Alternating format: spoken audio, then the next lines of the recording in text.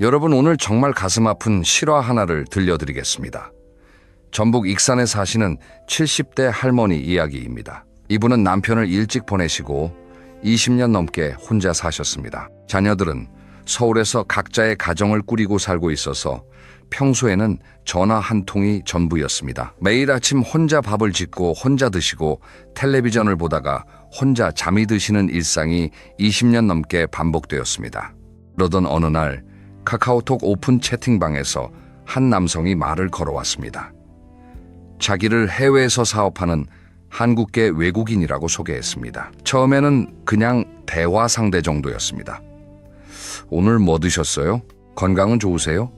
이런 평범한 안부 인사부터 시작했습니다. 할머니 입장에서는 하루 종일 아무와도 대화하지 못하다가 누군가 관심을 가져주니 마음이 따뜻해지셨을 겁니다.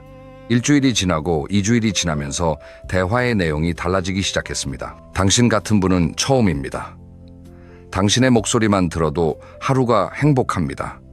내 사랑을 이해하시나요? 이런 달콤한 말들이 매일같이 쏟아졌습니다. 20년 넘게 이런 말을 들어본 적이 없으셨던 할머니는 어느새 이 남성에게 마음이 움직이기 시작하셨습니다. 매일 아침 눈을 뜨면 제일 먼저 카카오톡을 확인하고 메시지가 와 있으면 가슴이 두근거리고 메시지가 없으면 하루 종일 불안하셨다고 합니다. 그리고 약 한 달 뒤 그 남성이 이런 제안을 했습니다. 저와 함께 투자해서 50억 원을 같이 벌어보실 생각이 있으신지요? 금 투자라고 했습니다. 먼저 1,000만 원만 보내면 엄청난 수익이 돌아올 거라고요. 할머니는 이 말을 의심하지 않으셨습니다. 왜냐하면 이 남성이 한 달 넘게 매일같이 사랑한다고 했으니까요. 이 사람이 나를 속일 리가 없어, 이렇게 생각하신 거죠. 할머니는 은행에 가서 정기예금을 해지하려 하셨습니다. 그런데 다행히도 농협은행 직원이 할머니의 카카오톡 대화 내용을 보고 이상한 낌새를 채고 바로 경찰에 신고했습니다. 출동한 경찰이 할머니에게 이것은 로맨스 스캠이라는 사기라고 설명했습니다. 그런데 할머니의 반응이 어땠을까요? 왜 사랑하는 사이를 방해하느냐? 오히려 경찰에게 화를 내신 겁니다. 경찰이 실제 피해 사례를 하나하나 보여드리면서 30분 넘게 설득한 끝에야 겨우 송금을 막을 수 있었습니다. 1,000만 원이라는 돈이 단 30분 차이로 영영 사라질 뻔한 겁니다. 이 이야기를 듣고 에이, 나는 그 정도로 어리석지 않아 라고 생각하시는 분 계실 겁니다. 하지만 잠깐만요. 숫자를 한번 보겠습니다. 2024년 상반기에만 로맨스 스캠 피해액이 454억 원에 달했습니다. 피해자 한 명당 평균 7,200만 원 이상을 잃었습니다. 7,200만 원이면 어떤 분들에게는 몇 년치 생활비입니다. 단 한 번의 실수로 노후가 통째로 흔들리는 겁니다. 2024년 2월부터 7월까지 경찰에 접수된 로맨스 스캠 범죄는 총 791건, 피해액은 502억 원입니다. 전북 지역만 봐도 로맨스 스캠 발생 건수가 2024년 76건에서 2025년에는 313건으로 약 4배 이상 폭증했습니다. 이게 전국적으로 일어나고 있는 일입니다. 그리고 피해자의 상당수가 50대 이상 고령층, 특히 홀로 사시는 분들입니다. 하지만 오늘 영상에서 다룰 이야기는 로맨스 스캠만이 아닙니다. 사기가 아닌 진짜 사랑이라 해도 노년의 사랑에 빠지면 왜 위험한지 그 이유를 오늘 전부 말씀드리겠습니다. 재산 분쟁, 가족 해체, 건강 악화, 판단력, 저하, 이런 것들이 여러 겹으로 겹쳐서 노후를 뒤흔들 수 있습니다. 그리고 마지막에는 그래도 사랑하고 싶으신 분들을 위해 안전하게 관계를 맺는 구체적인 방법도 알려드리겠습니다. 이 영상 하나로 여러분의 노후가, 그리고 여러분의 부모님의 노후가 달라질 수 있습니다. 끝까지 함께 해주세요. 자, 그러면 본격적으로 첫 번째 이야기를 시작하겠습니다. 노년의 사랑에 빠지기 쉬운 진짜 이유, 바로 외로움입니다. 그리고 사기꾼들은 정확히 그 외로움이라는 틈으로 파고듭니다. 은퇴를 하고 나면 삶의 풍경이 완전히 바뀝니다. 30년, 40년 동안 매일 아침 출근하던 일상이 어느 날 갑자기 사라집니다. 처음 몇 달은 드디어 쉴 수 있다는 해방감이 있지만 시간이 지나면서 공허함이 밀려옵니다. 직장에서 만나던 동료들과의 관계도 자연스럽게 멀어집니다. 처음에는 밥 한 번 먹자라고 했던 약속이 점점 뜸해지다가 결국 연락이 끊기는 경우가 대부분입니다. 가족 관계도 달라집니다. 자녀들은 각자의 직장과 가정이 있어서 부모님을 자주 찾아뵙기 어렵습니다. 한 달에 한두 번 전화하는 것도 쉽지 않은 현실이죠. 손주들은 학원과 학교에 바쁘고 며느리나 사위와의 관계도 편하기만 한 것은 아닙니다. 배우자가 계신 분들은 그나마 나은 편이지만 배우자와 사별하신 분들은 말 그대로 하루 종일 혼자입니다. 통계청에 따르면 현재 우리나라 인구 5명 중 1명이 65세 이상입니다. 이 고령층에서 가장 흔한 가구 형태가 1인 가구인데요. 그 비율이 37.8%나 됩니다. 상당수가 배우자와 사별한 경우입니다. 2050년이 되면 65세 이상 비율이 전체 인구의 40%에 이를 것으로 예측되고 있습니다. 혼자 사는 시간이 길어지면 사람은 본능적으로 누군가와 연결되고 싶어 합니다. 이것은 나약해서가 아닙니다. 인간의 가장 기본적인 욕구입니다. 전화 한 통, 메시지 한 줄이라도 나를 향한 관심이 느껴지면 마음이 따뜻해집니다. 아침에 좋은 아침이라는 메시지 하나를 받는 것만으로도 하루가 달라집니다. 이것은 젊은 사람이든 나이 든 사람이든 마찬가지입니다. 문제는 이 자연스럽고 아름다운 감정을 악용하는 사람들이 있다는 겁니다. 바로 로맨스 스캠 사기꾼들입니다. 로맨스 스캠이 어떻게 진행되는지 처음부터 끝까지 자세히 설명해 드리겠습니다. 이것을 알고 계시면 자신은 물론이고 주변 분들도 지킬 수 있습니다. 첫 번째 단계는 접근입니다. 사기꾼은 페이스북, 인스타그램, 카카오톡 오픈 채팅 같은 곳을 통해 접근합니다. 자기를 해외에 사는 사업가, 미군 장교, 한국계 외국인 의사 같은 신뢰감을 주는 직업으로 소개합니다. 프로필 사진은 실제 존재하는 다른 사람의 사진을 도용합니다. 외모가 훤칠하고 신뢰감이 느껴지는 사진을 골라서요. 요즘은 인공지능으로 가짜 얼굴을 만들어내기도 합니다. 사진만 보면 진짜 사람인지 가짜인지 구분하기 어렵습니다. 두 번째 단계는 현혹입니다. 접근에 성공하면 매일같이 다정한 메시지를 보냅니다. 당신이 내 희망이에요. 한국에 정착해서 당신과 가족을 만들고 싶어요. 당신 목소리만 들어도 행복합니다. 이런 말들을 몇 주, 길게는 몇 달에 걸쳐서 합니다. 아침에 좋은 아침, 메시지 낮에는 점심 드셨어요? 저녁에는 오늘 하루 어떠셨어요? 밤에는 잘 자요, 꿈에서 봐요. 이렇게 하루 종일 관심을 쏟습니다. 여기서 잠깐 생각해 보세요. 20년 넘게 혼자 사시면서 이런 말을 매일 들으신 적이 있으신가요? 자녀들도 바빠서 일주일에 한 번 전화하기 어려운데 이 사람은 매일 하루에도 몇 번씩 사랑한다고 합니다. 안 빠져들 수가 없는 겁니다. 특히 배우자를 잃고 오랜 시간 혼자 지내오신 분들에게는 사막에서 오아시스를 만난 것과 같습니다. 문제는 그 오아시스가 신기루, 즉 가짜라는 겁니다. 세 번째 단계는 송금 유도입니다. 충분히 신뢰를 쌓았다고 판단하면 본격적으로 돈을 요구합니다. 방법은 다양합니다. 한국으로 가는 비행기 표값이 필요해요. 공항에서 억류됐는데 보석금이 필요해요. 엄마가 병원에 있어서 치료비가 급해요.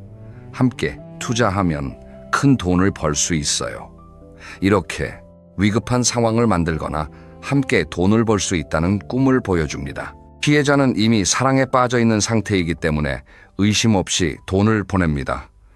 네 번째 단계는 잠적입니다. 돈을 받고 나면 연락이 끊깁니다. 또는 더 큰 금액을 요구합니다. 이번에 더 보내주면 곧 만날 수 있어요. 수수료가 추가로 필요해요. 한번 보내기 시작하면 멈추기가 어렵습니다. 이미 보낸 돈이 아까우니까 조금만 더 보내면 해결될 거야 라고 스스로를 속이게 됩니다. 이것을 전문가들은 매몰 비용의 함정이라고 부릅니다. 그리고 결국 연락이 완전히 끊기고 보낸 돈은 하나도 돌려받지 못합니다. 더 끔찍한 경우도 있습니다. 사기꾼이 피해자의 통장을 이용하는 겁니다. 내가 한국 계좌가 없으니 당신이 대신 입금을 받아줄 수 있겠냐라고 합니다. 순진한 피해자가 자기 통장 번호를 알려주면 사기꾼은 다른 피해자들에게 이 통장으로 돈을 보내게 합니다. 이러면 본인이 사기의 공범으로 조사를 받을 수 있습니다. 사기 피해자인데 공범까지 되는 2중 3중의 피해를 입게 되는 겁니다. 실제 사례를 몇 가지 더 짜퉁대 자란이다는 제구에 사시는 80대 남성 이야기입니다. 이분도 로맨스 스캠에 빠져서 7천만 원을 보내려고 경찰서까지 찾아가셨습니다. 놀라운 것은 경찰서에 가서도 이것은 사기가 아니다라면서 오히려 경찰에게 화를 내셨다는 겁니다. 경찰이 실제 피해, 살해 영상과 음성 자료를 휴대전화로 직접 보여드리면서 30분 넘게 설득하고 나서야 겨우 송금을 막을 수 있었습니다. 같은 날 60대 여성도 경찰서를 찾아오셨습니다. 하드 배송 관련 전화를 받았다면서 원격 제어 앱을 설치하려고 하셨는데 이것도 보이스피싱 조직이 자주 사용하는 수법이었습니다. 이분은 5천만 원을 보내려던 참이었습니다. 이날 하루에만 경찰이 총 1억 2천만 원의 피해를 예방한 겁니다. 하루에 한 경찰서에서만요. 50대 여성의 사례도 있습니다. 이혼 후 혼자 지내고 계시던 분인데 페이스북에서 자신을 중국계 미국인이자 이라크 파병 특수부대 장성이라고 소개한 남성의 친구 신청을 받으셨습니다. 사진을 주고받고 매일 메시지를 주고받으며 사랑을 키웠습니다. 몇 달 뒤 그 남성이 한국으로 보내려던 금고가 통관에 문제가 생겼다면서 통관비 명목으로 돈을 요구했습니다. 이분은 수천만 원을 보내셨습니다. 나중에 알고 보니 그 군인의 사진은 미군에서 36년 근무하다 이미 퇴직한 실존 인물의 것을 도용한 것이었습니다. 피해 금액은 한 푼도 돌려받지 못했습니다. 왜 이렇게까지 쉽게 속는 걸까요? 사기꾼들이 교묘해서이기도 하지만 근본적인 이유는 외로움에 있습니다. 외로움이라는 감정은 생각보다 훨씬 강력합니다. 외로움이 오래 지속되면 사람의 판단력을 심각하게 떨어뜨립니다. 누군가 관심을 보여주면 그 사람이 진짜인지 가짜인지 따지기보다 이 따뜻함을 놓치고 싶지 않다는 감정이 앞서게 됩니다. 특히 은퇴 후에는 사회적 역할이 사라지면서 정체성의 혼란이 옵니다. 나는 누구인가? 나는 아직 가치 있는 사람인가? 라는 질문이 머릿속을 떠나지 않습니다. 이때 누군가가 당신은 특별하다. 당신처럼 멋진 사람은 처음이다. 라고 하면 자존감이 급격히 올라가면서 그 사람에게 의존하게 됩니다. 사기꾼들은 이 심리를 정확히 파악하고 이용하는 전문가들입니다. 그래서 가장 확실한 예방법을 말씀드리겠습니다. 기억하세요. 어떤 상황에서든 만나본 적 없는 사람에게 돈을 보내는 것은 절대로 해서는 안 되는 일입니다. 수수료를 먼저 내야 한다. 보석금이 필요하다. 비행기 표값이 급하다. 투자금을 보내달라. 이런 말이 나오는 순간 그것은 100% 사기입니다.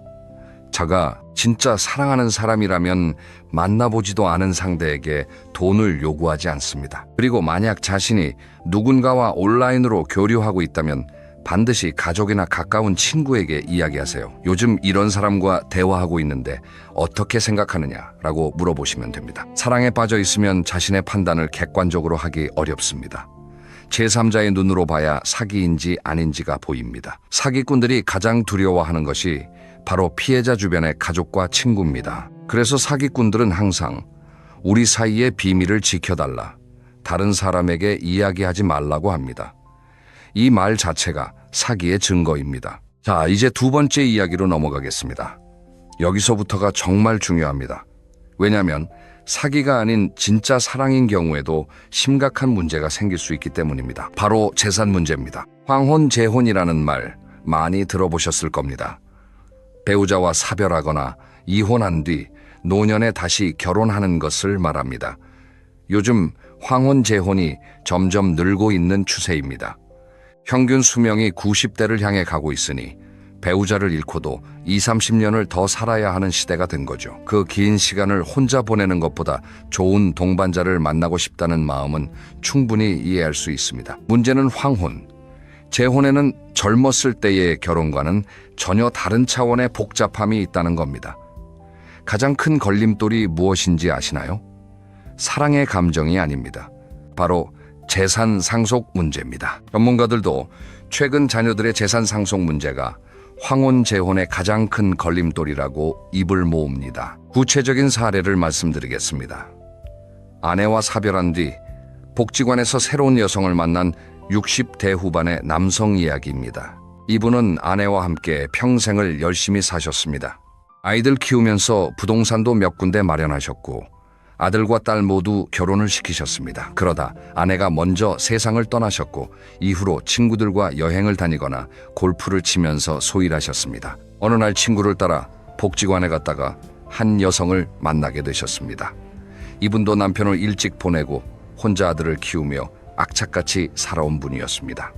두 분은 서로의 고단했던 삶을 이해하며 급속도로 가까워졌고 자연스럽게 재혼 이야기가 나왔습니다. 그런데 이 남성의 가슴 한쪽이 무거웠습니다. 자신에게 재산이 꽤 있다는 것을 자녀들이 알고 있었고 재혼을 하면 그 재산의 상당 부분이 새 배우자에게 돌아갈 수 있다는 것을 알았기 때문입니다. 이분이 한 말이 가슴에 남습니다. 자식들에게 골칫거리나 안겨주는 아버지가 되고 싶지 않다.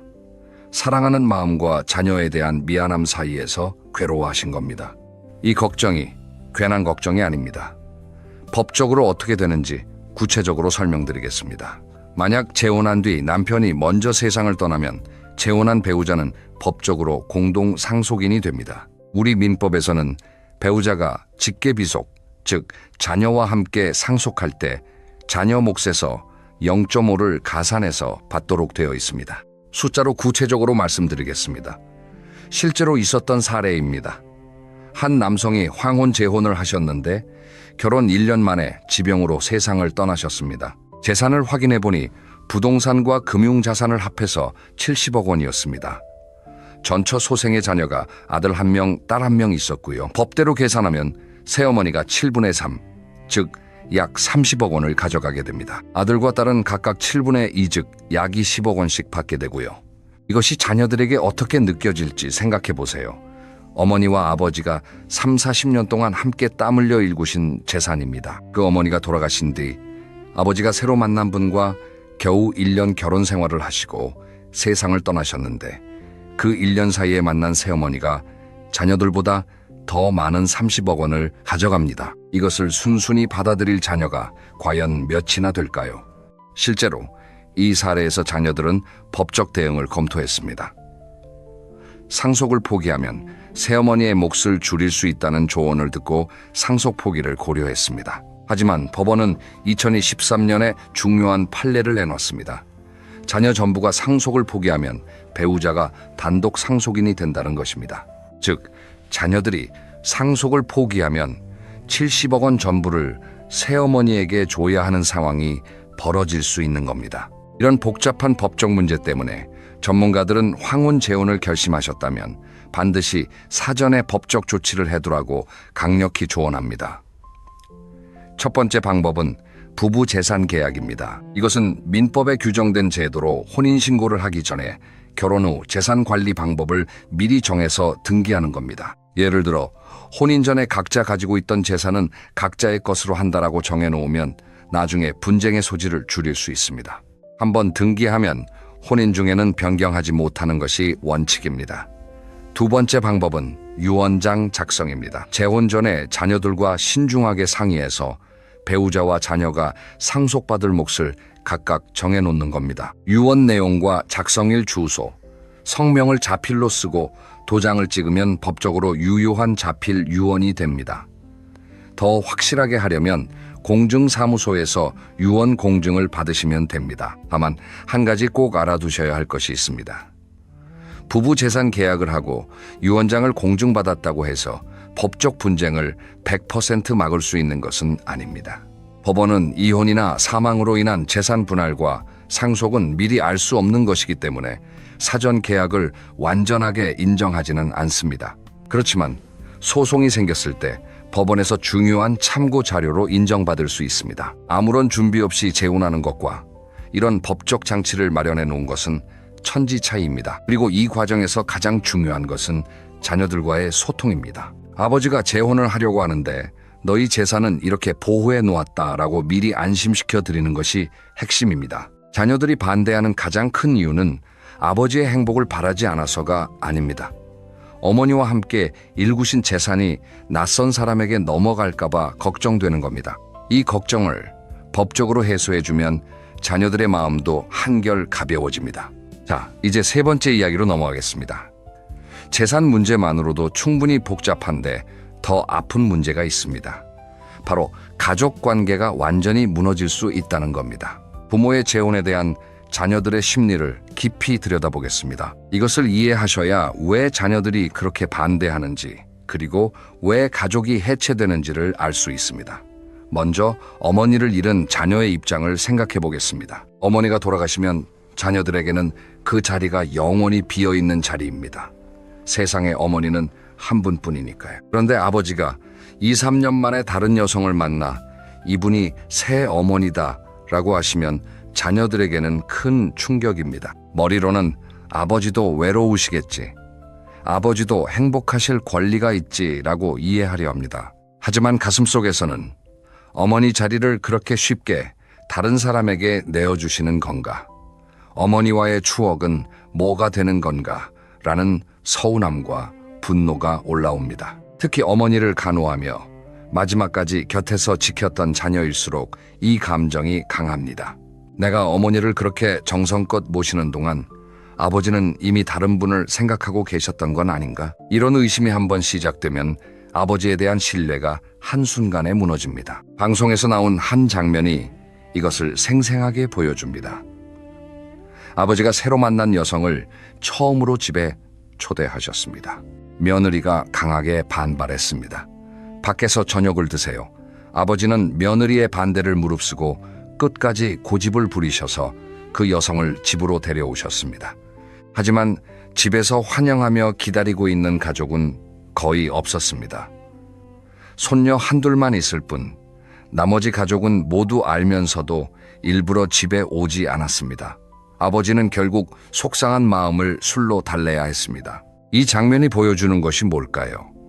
황혼의 사랑은 당사자에게는 달콤하고 설레는 것이지만 가족에게는 시한폭탄과 같다는 겁니다. 그리고 그 시한폭탄의 도화선은 바로 재산 문제입니다. 자녀들이 아버지의 재산이 새어머니에게 넘어가는 것 아닌가라는 걱정을 하기 시작하면 관계가 급격히 틀어집니다. 처음에는 식사 자리에서의 미묘한 긴장감으로 시작합니다. 아버지, 그분과 얼마나 자주 만나세요? 혹시 돈 같은 거 드린 적 있으세요? 이런 질문들이 나오기 시작합니다. 그 다음에는 명절에 함께 모이지 않게 됩니다. 올해 명절은 바빠서 못 갈 것 같아요. 사실 바쁜 게 아니라 새어머니를 만나기 싫은 겁니다. 결국에는 연락마저 끊기는 경우도 있습니다. 부모와 자녀 사이에 벽이 생기는 겁니다. 형제 자매 사이에서도 갈등이 생깁니다. 형이 아버지를 제대로 못 말리니까 이렇게 된 거 아니냐? 네가 아버지 곁에 있으면서 왜 그걸 막지 못했느냐? 서로를 탓하면서 형제 관계까지 틀어지는 경우가 적지 않습니다. 한 가정상담 전문가의 말씀이 기억에 남습니다. 가족 상담을 하다 보면 처음에는 관계 갈등이라고 말하지만 상담이 깊어지면 유산 분배로 인한 갈등이 누적되어 있는 경우가 정말 많다. 재산 문제는 가족의 근간을 뒤흔드는 힘이 있다는 겁니다. 더 심각한 경우로 이어질 수 있습니다. 바로 황혼 이혼입니다. 배우자가 있는 상태에서 다른 이성에게 마음이 가는 경우가 있습니다. 2020년 통계를 보면 혼인기간 20년 이상인 부부의 황혼이혼 건수가 38,446건으로 전체 이혼의 34.7%를 차지했습니다. 세 쌍 중 한 쌍 이상이 황혼 이혼이라는 뜻입니다. 놀라운 것은 황혼 이혼 사유 중에 배우자의 부정이 3위를 차지하고 있다는 겁니다. 노년기에 새로운 사랑을 찾다가 기존 배우자와의 관계가 파탄나는 경우가 적지 않다는 의미입니다. 40년 가까이 함께한 배우자를 두고 다른 사람에게 마음이 간 거죠. 황혼 이혼을 하면 어떤 일이 벌어질까요? 오랜 세월 함께 일궈온 재산을 나눠야 합니다. 부동산, 예금, 주식 같은 눈에 보이는 자산뿐만이 아닙니다. 퇴직금과 연금까지도 재산 분할 대상이 됩니다. 국민연금은 분할연금 제도가 있어서 상대 배우자가 국민연금 수급권자라면 그 연금도 나눠야 합니다.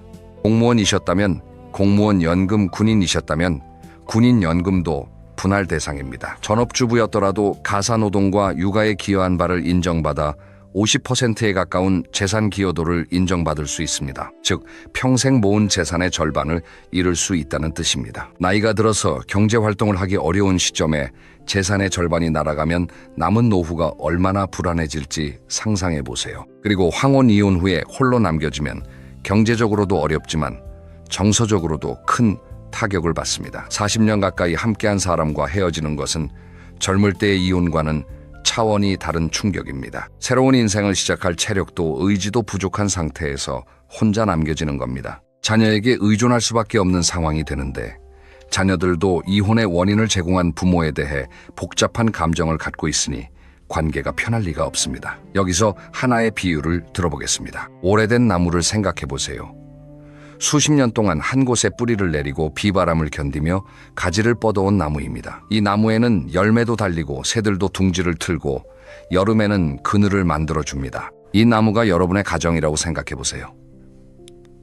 그런데 여기에 갑자기 전혀 다른 종류의 가지를 접붙이면 어떻게 될까요? 잘 되면 새 가지가 무사히 자랄 수도 있습니다. 하지만 잘못되면 원래 있던 가지들이 영양분을 빼앗겨서 하나둘씩 말라버릴 수 있습니다. 열매도 떨어지고 새들도 떠나고 그늘도 사라지는 겁니다. 노년의 새로운 사랑도 마찬가지입니다. 새로운 관계에 에너지를 쏟다가 기존에 소중히 갖고 온 가족이라는 가지가 말라버릴 수 있습니다. 그 가지는 한 번 마르면 다시 살리기가 거의 불가능합니다. 자, 이제 네 번째 이야기입니다. 이번에는 좀 다른 각도에서 바라보겠습니다. 건강과 판단력의 문제입니다. 사랑에 빠지면 우리 뇌에서 특별한 변화가 일어납니다. 도파민이라는 물질이 분비됩니다. 도파민은 쾌감과 흥분, 기대감을 느끼게 해주는 신경 전달 물질입니다. 맛있는 음식을 먹을 때, 좋아하는 음악을 들을 때, 목표를 달성했을 때 나오는 것과 같은 물질인데 사랑에 빠졌을 때 특히 많이 분비됩니다. 또 옥시토신이라는 물질도 분비되는데 이것은 유대감과 신뢰감을 높여주는 호르몬입니다. 이 두 가지가 합쳐지면 이 사람은 좋은 사람이다, 이 사람을 믿어도 된다 라는 강력한 확신이 생깁니다. 젊을 때는 이런 호르몬의 영향을 받으면서도 전두엽의 기능이 활발하기 때문에 어느 정도 이성적 판단이 가능합니다. 전두엽은 우리 뇌에서 계획, 판단, 충동 조절을 담당하는 부분입니다. 쉽게 말하면 감정의 브레이크 역할을 하는 거죠. 하지만 나이가 들면 전두엽의 기능이 서서히 약해집니다. 이것은 자연스러운 노화 현상입니다. 감정의 브레이크가 약해지는 겁니다. 그래서 노년기에 사랑의 감정이 시작되면 젊었을 때보다 훨씬 더 깊이, 훨씬 더 빠르게 빠져들게 됩니다. 아직은 잘 모르니까 좀 더 지켜보자가 아니라 이 사람이 운명이다, 이 기회를 놓치면 안 된다 라는 강한 확신으로 바로 이어지는 거죠. 이것이 왜 위험한지 다시 한번 생각해 보겠습니다. 주변 사람들이 그 사람 좀 이상하다, 조심해라 라고 충고해도 귀에 들어오지 않습니다. 자녀들이 아버지, 그 사람 확인 좀 해보자 라고 해도 너희가 뭘 아느냐 라면서 화를 내십니다.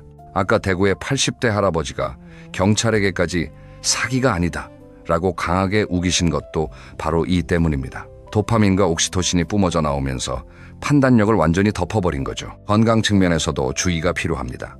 새로운 연애 관계는 설렘을 주기도 하지만 동시에 엄청난 스트레스를 줍니다. 상대방의 연락을 기다리며 안절부절못하는 시간이 생깁니다. 상대방의 말 한마디에 기분이 크게 올랐다 내려갔다 합니다.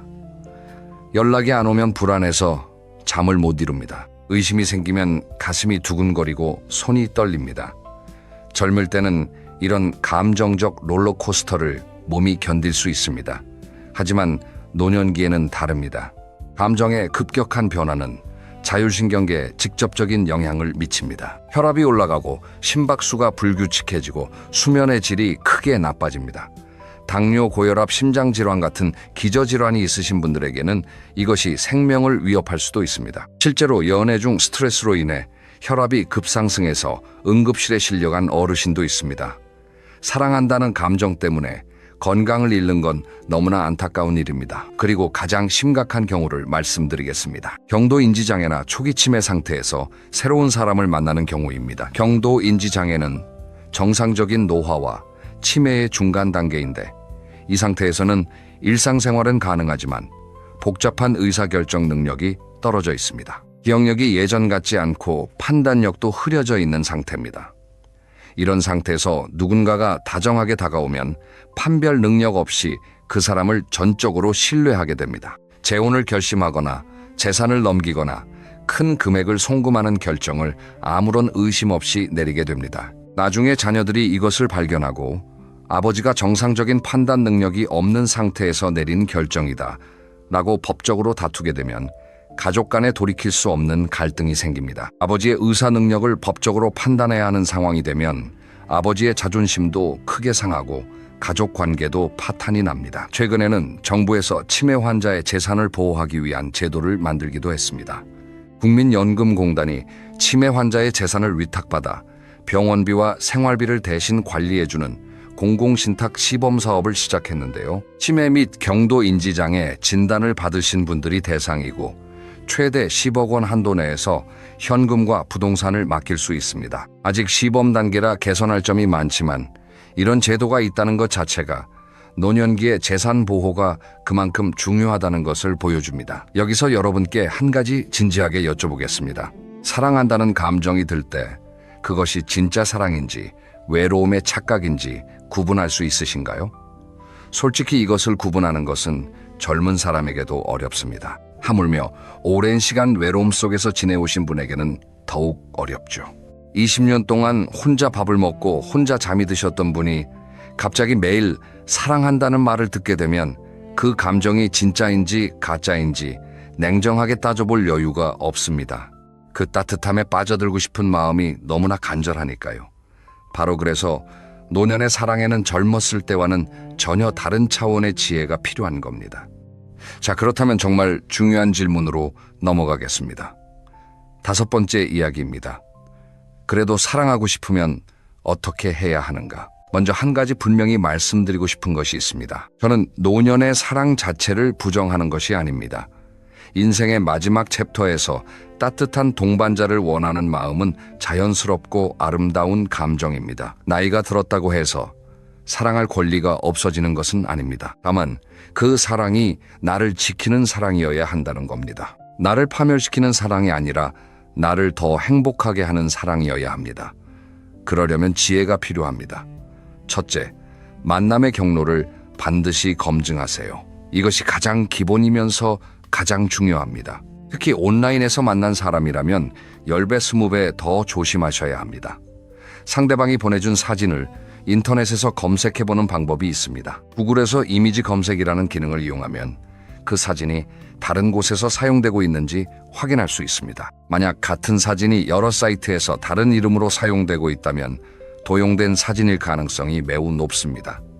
이 방법은 자녀나 손주에게 부탁하시면 쉽게 해볼 수 있습니다. 영상통화를 요청해보세요. 진짜 사람이라면 영상통화를 거부할 이유가 없습니다. 만약 상대방이 카메라가 고장났다, 인터넷이 안 좋다는 핑계로 지속적으로 영상통화를 피한다면 이것은 매우 큰 경고 신호입니다. 얼굴을 보여줄 수 없다는 것은 신원을 속이고 있을 가능성이 높다는 뜻입니다. 그리고 상대방이 직접 만남을 계속 미루는 것도 위험 신호입니다. 다음 달에 한국에 갈게요. 지금은 사정이 있어서 못 만나요. 이런 말을 반복하면서 실제로는 만나지 않는다면 의심해야 합니다. 진짜 사랑하는 사람이라면 만나려고 노력하지 만남을 피하지 않습니다. 무엇보다 가장 확실한 기준이 있습니다.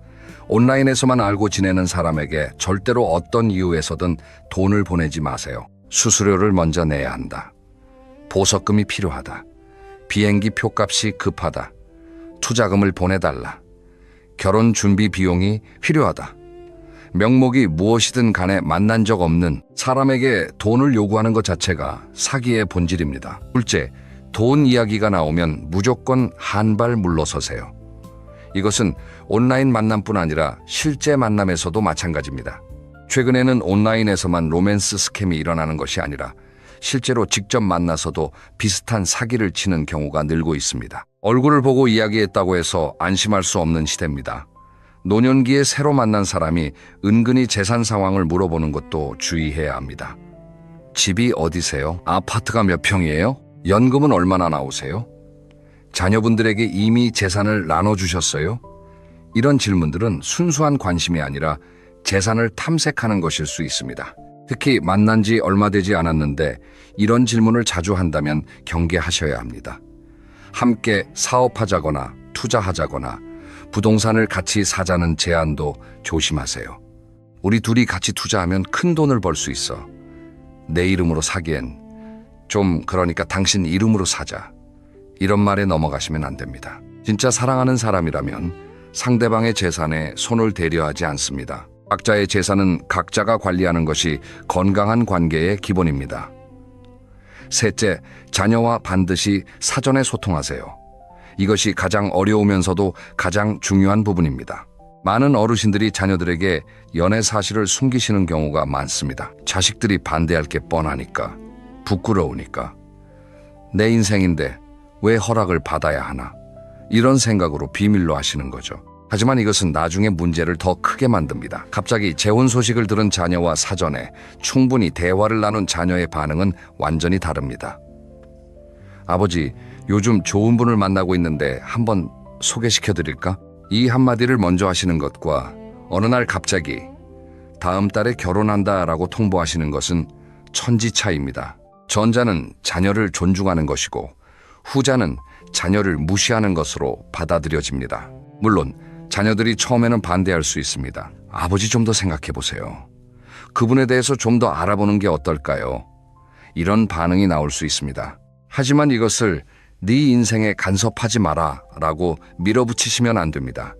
자녀들의 반대 속에는 아버지에 대한 걱정이 담겨 있습니다. 그 걱정을 귀 기울여 들어주시고 함께 대화하시면서 서서히 이해를 구하시는 것이 현명한 방법입니다. 그리고 자녀에게 상대방을 소개하는 자리를 마련하세요. 자녀들이 직접 그분을 만나보면 느낌이 다릅니다. 전화로 아버지가 새 여자를 만났대 라고 들을 때에 불안감과 실제로 만나서 대화해 보았을 때의 느낌은 완전히 다릅니다. 상대방이 진심으로 아버지를 좋아하는 분이라면 자녀들도 시간이 지나면서 받아들이게 됩니다.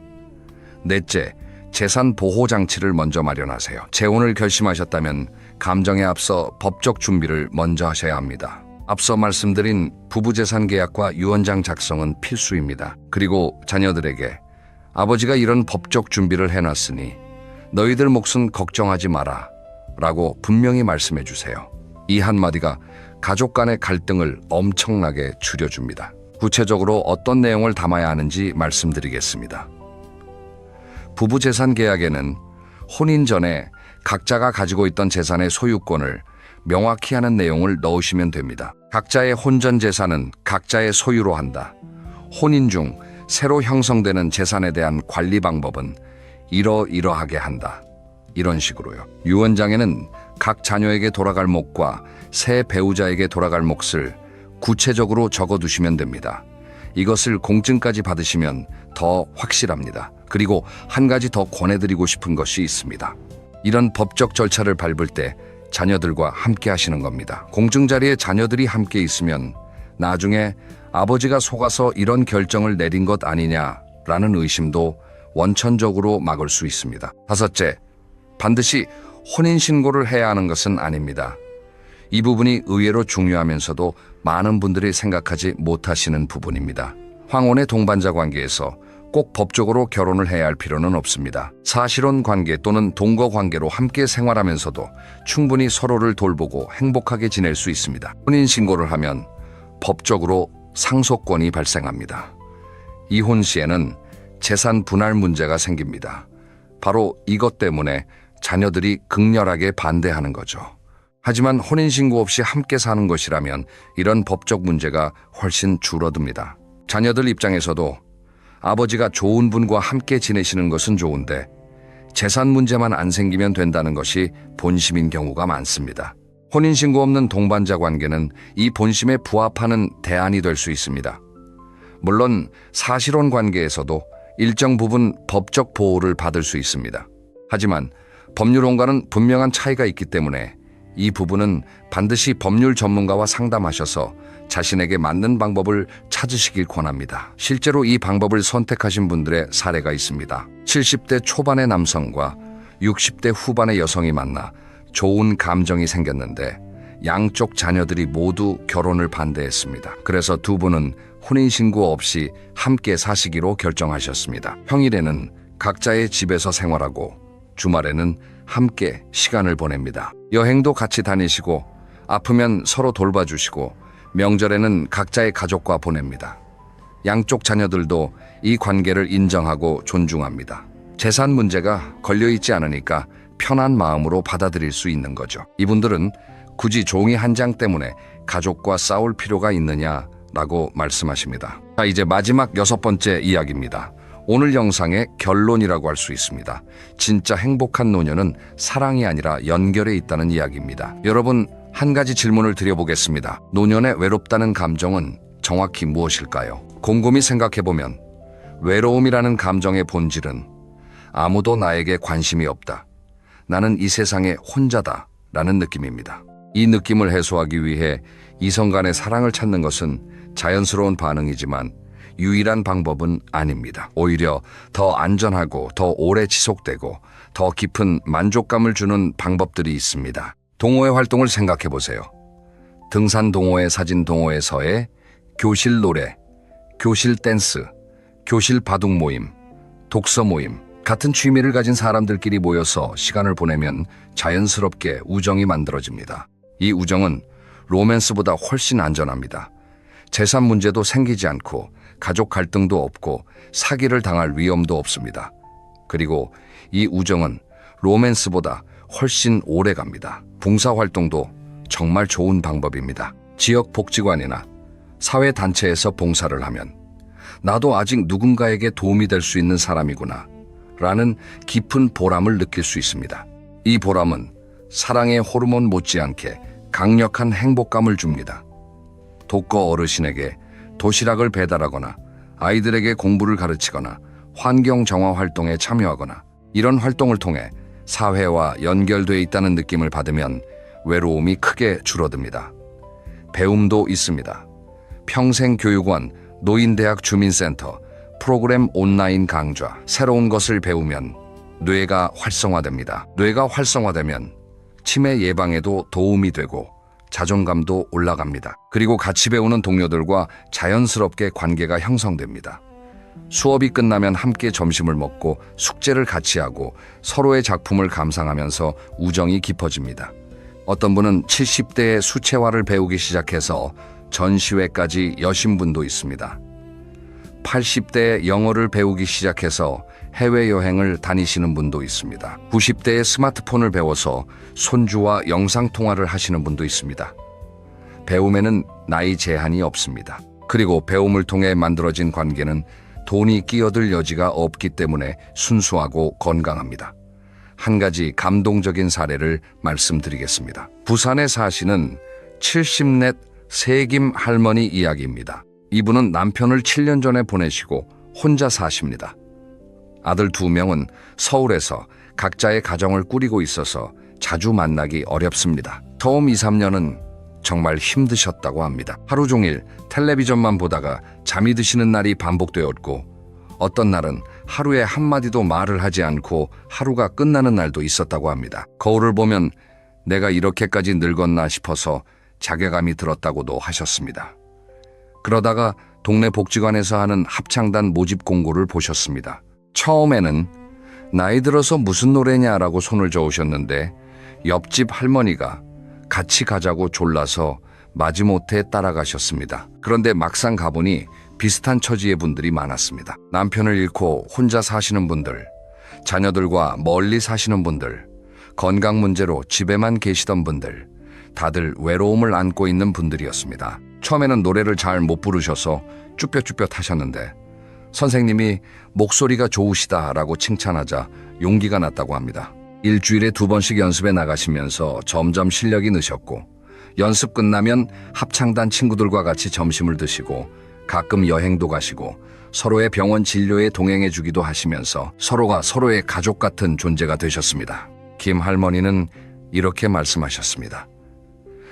처음에는 남편이 그리워서 다른 남자를 만나볼까도 생각했었어. 주변에서 소개해준다는 사람도 있었고, 근데 지금은 굳이 그럴 필요가 없더라고. 합창단 친구들이 있으니까 외롭지 않아. 우리끼리 맨날 웃고 떠들고 누가 아프면 서로 걱정해주고 명절에도 같이 모여서 음식해 먹고 오히려 연애하면 복잡해질 것 같아서 지금이 더 좋아. 남은 인생을 이 친구들과 함께 웃으면서 보내고 싶어. 이분이 행복하신 이유가 뭘까요? 사랑을 찾아서가 아닙니다. 연결을 찾아서입니다. 사람은 누군가와 연결되어 있다는 느낌만 있으면 외롭지 않습니다. 그 연결이 반드시 이성 간의 로맨틱한 사랑일 필요는 없습니다. 그리고 이런 관계는 로맨스와 달리 위험이 없습니다. 재산 문제가 생기지 않습니다. 가족 갈등이 없습니다. 사기를 당할 위험도 없습니다. 오히려 함께 웃고 함께 울고 함께 나이 들어가는 동료가 있다는 것이 건강에 도움이 됩니다. 자, 이제 오늘 이야기를 정리하겠습니다. 기억하셔야 할 것 3가지입니다. 하나, 온라인에서 다가오는 달콤한 사랑은 사기일 가능성이 매우 높습니다. 돈 이야기가 나오면 100% 사기입니다. 절대 송금하지 마시고 반드시 가족에게 이야기하시고 경찰에 신고하세요. 둘 진짜 사랑이라 해도 황혼재혼은 재산 분쟁과 가족 갈등의 불씨가 될 수 있습니다. 재혼을 결심하셨다면 반드시 자녀와 사전에 충분히 소통하시고 부부재산 계약과 유언장 같은 법적 보호장치를 먼저 마련하세요. 혼인신고 없는 동반자 관계도 아주 좋은 대안이 될 수 있습니다. 셋노년의 외로움은 이성 간의 사랑이 아니라 사회적 연결로 더 안전하고 건강하게 해소할 수 있습니다. 동호회, 봉사활동, 배움, 이런 건강한 관계들이 로맨스보다 안전하고 오래가고 깊은 행복을 줍니다. 마지막으로 한 가지만 더 부탁드리겠습니다. 오늘 이 영상을 보시고 나면 여러분의 부모님이나 주변에 혼자 사시는 어르신에게 한 가지만 물어봐 주세요. 요즘 혹시 SNS에서 새로 연락 오는 사람 있으세요? 이 한마디가 누군가의 전 재산을 지켜줄 수 있습니다. 부모님께 자주 전화하세요. 아버지 요즘 어떻게 지내세요? 어머니 뭐 특별한 일 없으세요? 이 전화 한 통이 부모님의 외로움을 줄여주고 사기꾼이 파고들 틈을 막아줍니다. 부모님이 외롭지 않으시면 낯선 사람의 달콤한 말에 현혹될 이유가 없습니다. 결국 가장 좋은 예방책은 가족의 사랑과 관심입니다. 오늘 영상이 도움이 되셨다면 좋아요와 구독 부탁드립니다. 그리고 이 영상을 주변에 혼자 계신 부모님이나 어르신들에게 꼭 공유해 주세요. 카카오톡으로 링크 하나 보내시면 됩니다. 그 작은 행동이 누군가의 노후를, 누군가의 전 재산을, 누군가의 가족을 지켜줄 수 있습니다. 오늘도 건강하시고 사랑하는 가족과 따뜻한 시간 보내시길 바랍니다. 긴 영상 끝까지 들어주셔서 진심으로 감사합니다.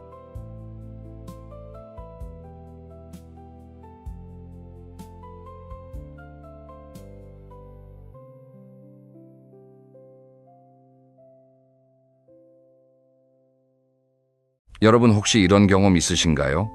자식한테 전화했는데 신호만 가고 안 받습니다. 1시간 지나고 2시간 지나고 결국 저녁 때쯤 문자 하나가 옵니다. 바빴어. 나중에 전화할게. 그 짧은 문자 한 줄에 가슴이 철렁 내려앉은 적 있으신 분? 아마 한두 분이 아니실 겁니다. 평생을 바쳤습니다. 내 밥은 굶어도 자식 밥은 챙겼고 내 옷은 안 사도 자식 옷은 사줬습니다. 아플 때 병원비가 부담돼도 자식 학원비는 어떻게든 마련했습니다. 그런데 말이죠. 그렇게 키워놓은 자식이 어느 날부터 남처럼 느껴지기 시작합니다. 명절에 잠깐 들렀다 바쁘다고 가버리는 뒷모습을 보면서 문득 이런 생각이 듭니다. 나는 저 아이한테 뭐였을까? 오늘 저는 이 이야기를 하려고 합니다. 결국 자식은 손님이라는 것. 이 말이 처음에는 서운하게 들리실 수도 있습니다. 하지만 끝까지 들어보시면 생각이 완전히 달라지실 겁니다. 오늘 제가 말씀드릴 5가지를 마음에 담으시면 60대 이후의 삶이 정말로 달라집니다. 서운함 대신 당당함이 찾아오고 외로움 대신 자유가 찾아옵니다. 자, 그러면 첫 번째 이야기부터 시작하겠습니다. 첫 번째, 자식은 내 소유가 아니라 잠시 머물다 가는 손님이라는 것입니다. 여러분, 봄이 되면 제비가 찾아옵니다. 처마 밑에 둥지를 틀고 새끼를 낳고 정성껏 먹이를 물어다 줍니다. 그런데 가을이 되면 어떻습니까? 새끼 제비들은 하나둘 날개를 펴고 하늘로 날아갑니다. 어미 제비가 아무리 붙잡으려 해도 소용없습니다. 그게 자연의 순리이기 때문입니다. 우리 자식도 마찬가지입니다. 태어나서 이시변연, 우리 품에서 자라다가 어느 순간 자기 삶을 향해 날아갑니다. 취직을 하고 결혼을 하고 자기만의 가정을 꾸립니다. 그 과정이 너무나 자연스러운 건데 우리는 자꾸 붙잡으려 합니다. 왜 그럴까요? 내가 낳았으니까, 내가 키웠으니까, 내 자식이니까. 이 세 가지 생각이 우리를 괴롭히는 겁니다. 제가 아는 어르신 한 분 이야기를 해드리겠습니다. 72세 되신 할머니 한 분이 계셨습니다. 아들 둘을 키우셨는데 정말 온 힘을 다해 키우셨어요. 큰아들은 서울에서 직장 다니고 작은 아들은 외국에 나가 있습니다. 이 할머니가 매일 하시는 일이 뭐냐면 아침마다 큰아들한테 전화하는 겁니다. 밥은 먹었니? 어제 늦게 들어간 거 아니니? 애들은 잘 있니? 처음에는 아들도 잘 받았습니다. 그런데 시간이 지나면서 전화를 점점 안 받기 시작합니다. 할머니는 속이 상해서 울고 아들은 부담스러워서 더 멀어지고 악순환이 시작된 겁니다. 그런데 이 할머니한테 어느 날 변화가 찾아왔습니다. 복지관에서 상담을 받게 되셨는데 상담 선생님이 이런 말을 했답니다. 어머니 자식은 어머니 삶의 전부가 아니라 일부예요. 어머니 삶의 주인공은 어머니 자신이십니다. 이 말 한마디가 이 할머니 인생을 바꿔놓았습니다. 그때부터 할머니는 매일 하던 전화를 일주일에 2번으로 줄이셨습니다. 대신 그 시간에 복지관에서 서예를 배우기 시작하셨어요. 처음에는 손이 떨려서 글씨가 삐뚤빼뚤했는데 석 달 정도 지나니까 제법 그럴듯한 작품이 나오기 시작했습니다. 그런데 신기한 일이 벌어졌습니다. 전화를 줄였더니 오히려 아들이 먼저 전화를 하기 시작한 겁니다. 엄마 요즘 뭐 하세요? 서예 작품 사진 좀 보내주세요. 관계가 되살아난 거예요. 이게 바로 손님의 지혜입니다. 우리 집에 귀한 손님이 오면 어떻게 합니까? 반갑게 맞이하고 좋은 음식 대접하고 편하게 쉬다 가시라고 합니다. 그런데 그 손님을 붙잡고 가지 말라고 매달리지는 않습니다. 왜냐하면 손님에게는 손님의 삶이 있으니까요. 자식도 똑같습니다. 우리 삶에 잠시 머물다 가는 귀한 손님. 그렇게 생각하면 서운함이 줄어듭니다. 오히려 함께했던 시간이 감사하게 느껴집니다. 사실 이건 동양의 오래된 지혜이기도 합니다. 옛말에 이런 말이 있습니다. 자식 농사는 씨 뿌리고 물 주는 데까지가 부모의 몫이고 열매는 하늘의 몫이라고요. 우리가 할 수 있는 건 최선을 다해 키우는 것까지입니다. 그 이후에 어떤 삶을 사느냐는 자식의 몫입니다. 이걸 인정하는 순간 마음이 편해집니다. 여러분, 나무를 한번 떠올려 보세요. 가을이 되면 나무는 잎을 떨어뜨립니다. 잎이 떨어진 나무가 슬퍼 보이시나요? 아닙니다. 그 나무는 겨울을 준비하고 있는 겁니다. 잎을 보내야 다음 봄에 새 잎이 돋아납니다. 우리도 마찬가지입니다. 자식을 보내야 내 삶에 새로운 봄이 시작됩니다. 그런데 여기서 한 가지 중요한 게 있습니다. 손님이라고 해서 관계를 끊으라는 뜻이 아닙니다. 적절한 거리를 두라는 겁니다. 너무 가까우면 서로 숨이 막히고 너무 멀면 정이 식습니다. 딱 좋은 거리. 그게 바로 손님과 주인의 거리입니다. 이 거리를 찾는 게 60대 이후 가장 중요한 숙제 중 하나입니다. 그러면 이제 두 번째 이야기로 넘어가겠습니다. 이 두 번째가 사실 가장 어려운 부분입니다. 많은 분들이 여기서 마음고생을 하십니다. 두 번째, 기대를 내려놓으면 오히려 관계가 살아난다는 것입니다. 여러분, 혹시 이런 말씀 하신 적 있으신가요? 내가 너한테 얼마나 해줬는데. 이 한마디, 이 말 한 번이라도 하신 적 있는 분 솔직히 꽤 많으실 겁니다. 저도 이해합니다. 진짜 많이 해주셨으니까요. 등록금 대주고 결혼자금 보태주고 손주 봐주고 용돈까지 보태주고. 그런데 돌아오는 건 명절 때 잠깐 얼굴 비추는 것뿐인 것 같으니 서운할 수밖에요. 그런데 한 발짝 물러서서 생각해보면 이 서운함의 뿌리가 보입니다. 바로 기대입니다. 내가 이만큼 해줬으니 자식도 이만큼 해줘야 한다는 기대. 이게 우리를 괴롭히는 진짜 원인입니다. 재밌는 이야기 하나 해드릴게요. 어떤 어머니가 딸한테 김장김치를 담가서 보냈습니다. 새벽부터 일어나서 배추 절이고 양념 만들고 꼬박 이틀을 매달렸습니다. 택배로 보내면서 마음속으로 이렇게 기대합니다. 우리 딸이 고맙다고 전화하겠지, 맛있다고 할 테지. 그런데 딸한테서 연락이 옵니다. 엄마, 김치 왔는데 냉장고에 자리가 없어서 좀 나눠줘도 돼. 이 한마디에 어머니 마음이 어떻겠습니까? 하늘이 무너지는 것 같으셨을 겁니다. 그런데 생각해보면 딸이 잘못한 게 아닙니다. 딸은 그냥 현실적인 이야기를 한 것뿐이에요. 문제는 어머니의 기대였습니다. 김치를 보내면서 감사와 감동을 기대한 거예요. 만약 어머니가 아무런 기대 없이 그냥 딸이 맛있게 먹으면 좋겠다는 마음으로만 보냈다면 딸의 그 말이 서운하지 않았을 겁니다. 이걸 심리학에서는 기대의 역설이라고 합니다. 기대가 크면 실망도 크고, 기대가 없으면 받는 모든 것이 감사가 됩니다. 우리가 자식한테 뭔가를 해줄 때 보상을 기대하는 순간 그건 사랑이 아니라 거래가 됩니다. 내가 이만큼 투자했으니 이만큼 돌려받아야 한다는 거래. 그런데 자식은 이 거래에 동의한 적이 없습니다. 자식 입장에서는 부모가 해준 게 당연한 게 아니라 그냥 자기가 태어났을 때부터 있었던 환경인 거예요.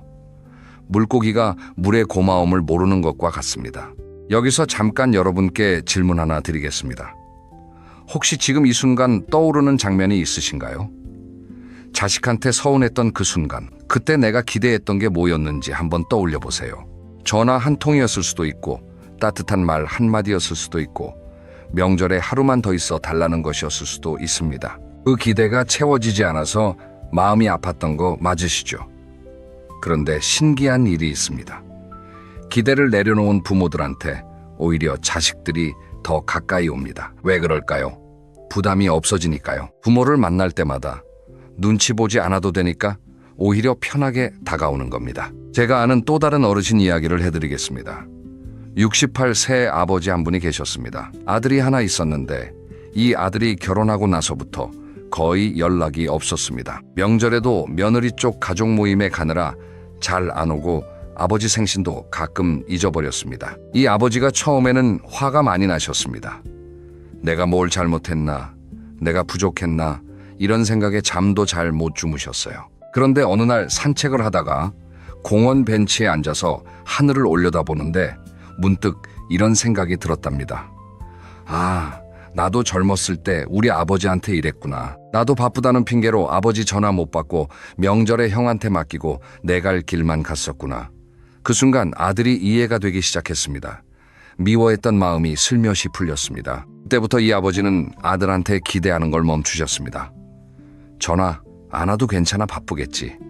명절에 안 와도 괜찮아, 며느리 쪽도 챙겨야지. 그렇게 마음을 비우니까 신기하게 아들이 변하기 시작했습니다. 어느 날 갑자기 전화가 왔습니다. 아버지, 이번 주말에 시간 되세요? 같이 밥 먹고 싶어서요. 이 한마디에 그 아버지가 얼마나 기뻐하셨는지 모릅니다. 기대를 내려놓으니까 기적이 일어난 겁니다. 물론 모든 경우에 이렇게 되는 건 아닙니다. 기대를 내려놓았는데도 자식이 안 오는 경우도 있습니다. 하지만 그래도 괜찮습니다. 왜냐하면 기대를 내려놓은 순간 이미 내 마음이 편해졌으니까요. 상대가 어떻게 하든 내 마음의 평화는 내가 지키는 겁니다. 이게 진짜 어른의 힘입니다. 여러분, 사랑은 주는 것이지 받는 것이 아닙니다. 해가 비추는 건 누가 고맙다고 해서가 아닙니다.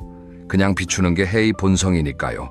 우리의 사랑도 그래야 합니다. 자식한테 해주고 싶은 마음이 있으면 해주되 돌려받을 생각은 하지 마세요. 그게 진짜 사랑이고 그게 내 마음을 지키는 길입니다. 자, 여기까지가 두 번째 이야기였습니다. 기대를 내려놓으면 관계가 살아난다.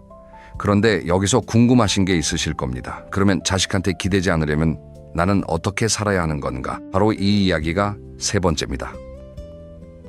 이 세 번째가 오늘 내용 중에 가장 실질적이고 중요한 부분입니다. 세 번째, 자식 앞에서 당당한 부모가 되는 법입니다. 여러분, 한번 솔직하게 생각해 보겠습니다. 자식한테 당당하다는 게 어떤 의미일까요? 돈이 많으면 당당한 걸까요? 건강하면 당당한 걸까요? 물론 그런 것도 도움이 됩니다. 하지만 진짜 당당함은 거기서 오는 게 아닙니다. 내 삶의 주인으로 서 있을 때 진짜 당당함이 나옵니다. 제가 주변에서 보면 크게 두 부류의 어르신이 계십니다. 한쪽은 자식한테 모든 걸 의지하시는 분들입니다. 아프면 자식한테 전화하고, 심심하면 자식한테 전화하고, 결정할 일이 있으면 자식한테 물어봅니다. 이런 분들의 자식은 어떤가요? 솔직히 좀 부담스러워합니다. 부모 전화가 오면 한숨부터 나옵니다. 또 무슨 일이지 하고요. 반대로 다른 쪽은 자기 생활이 있는 분들입니다. 아침에 운동하고 친구들 만나고 배우고 싶은 거 배우고 가끔 여행도 다닙니다. 이런 분들의 자식은 어떤가요? 오히려 부모가 궁금해집니다. 엄마 요즘 뭐 하세요? 아빠 어디 다녀오셨어요? 관심이 생기는 거예요. 왜냐하면 부모의 삶이 풍요로워 보이니까 부모가 멋있어 보이는 겁니다. 여기서 당당한 부모가 되기 위한 핵심 3가지를 말씀드리겠습니다. 첫째, 건강을 지키는 겁니다. 건강이 무너지면 모든 게 무너집니다. 당당함도 사라지고 자존감도 사라지고 자식한테 의지할 수밖에 없게 됩니다. 매일 30분 걷기. 이것만 해도 달라집니다. 무릎이 아프신 분은 천천히 걸으셔도 됩니다. 중요한 건 매일 꾸준히 하는 겁니다. 그리고 정기검진 꼭 받으세요. 1년에 한 번 건강검진 받는 게 자식한테 짐 안 지우는 가장 확실한 방법입니다. 둘째, 경제적으로 최소한의 독립을 유지하는 겁니다. 큰 돈이 필요한 게 아닙니다. 매달 내 용돈은 내가 해결할 수 있을 정도면 됩니다. 국민연금이든 기초연금이든 작은 일거리든 뭐가 됐든 내 손으로 벌어서 커피 한 잔 사 마실 수 있으면 됩니다. 그 커피 한 잔의 자유가 엄청난 겁니다. 자식한테 손 벌리지 않아도 되는 그 자유. 이게 당당함의 시작입니다. 셋째, 자기만의 세계를 갖는 겁니다. 취미가 됐든 봉사활동이 됐든 친구 모임이 됐든 나만의 영역이 있어야 합니다. 자식 걱정만 하면서 하루를 보내면 그게 자식한테도 부담이 됩니다. 반대로 엄마가 요즘 서예 작품 전시회 준비하느라 바빠 이러면 자식이 어떤 느낌이 들겠습니까? 우리 엄마 멋있다 이렇게 느끼는 겁니다. 실제로 제가 만난 어르신 중에 가장 인상 깊었던 분이 있습니다. 75 새 할아버지인데 유튜브를 하고 계셨습니다. 젊은 사람들도 어려워하는 유튜브를 75세에 시작하신 거예요. 손주가 옆에서 촬영 도와주고 편집하는 건 근처 도서관 컴퓨터 교실에서 배우셨다고 합니다. 구독자가 많은 건 아니었지만 매일 활기차게 사셨습니다. 오늘은 무슨 영상을 찍을까 고민하고 댓글 하나하나 읽으면서 행복해 하셨습니다. 그 할아버지의 아들이 이런 말을 하더라고요. 아버지가 유튜브 시작하시고 나서 진짜 달라지셨어요. 예전에는 만날 때마다 잔소리하시고 서운하다는 이야기만 하셨는데 지금은 만나면 자기 영상 이야기만 신나게 하세요. 그게 훨씬 좋아요. 같이 있는 시간이 즐거워졌어요. 이게 당당한 부모의 힘입니다. 당당하다는 건 완벽하다는 뜻이 아닙니다. 아프기도 하고 외롭기도 하고 돈이 부족할 수도 있습니다. 하지만 그 안에서도 내 삶을 내가 꾸려가겠다는 의지, 그게 당당함입니다. 자식이 도와주면 고맙게 받되 자식이 도와주지 않아도 내가 내 길을 간다는 마음, 이 마음이 서면 자식 앞에서 주눅들 일이 없습니다. 여러분 혹시 지금 이런 생각 드시는 분 계신가요? 그래도 나는 자식한테 잘 못한 게 있어서 당당할 수가 없어. 그런 생각하지 마세요. 세상에 완벽한 부모는 없습니다. 우리 부모님도 완벽하지 않으셨고 우리도 완벽하지 않았고 우리 자식도 완벽한 부모가 되지 못할 겁니다. 완벽하지 않아도 괜찮습니다. 최선을 다했으면 그걸로 충분합니다. 그걸로 최선을 용서하세요. 그 용서가 당당함의 첫걸음입니다. 자, 여기까지 3번째 이야기를 마치겠습니다. 그런데 여러분, 여기서 많은 분들이 놓치는 게 하나 있습니다. 자식은 떠나보낼 준비가 됐는데 정작 옆에 있는 사람은 안 보이는 경우가 너무 많습니다. 바로 배우자입니다.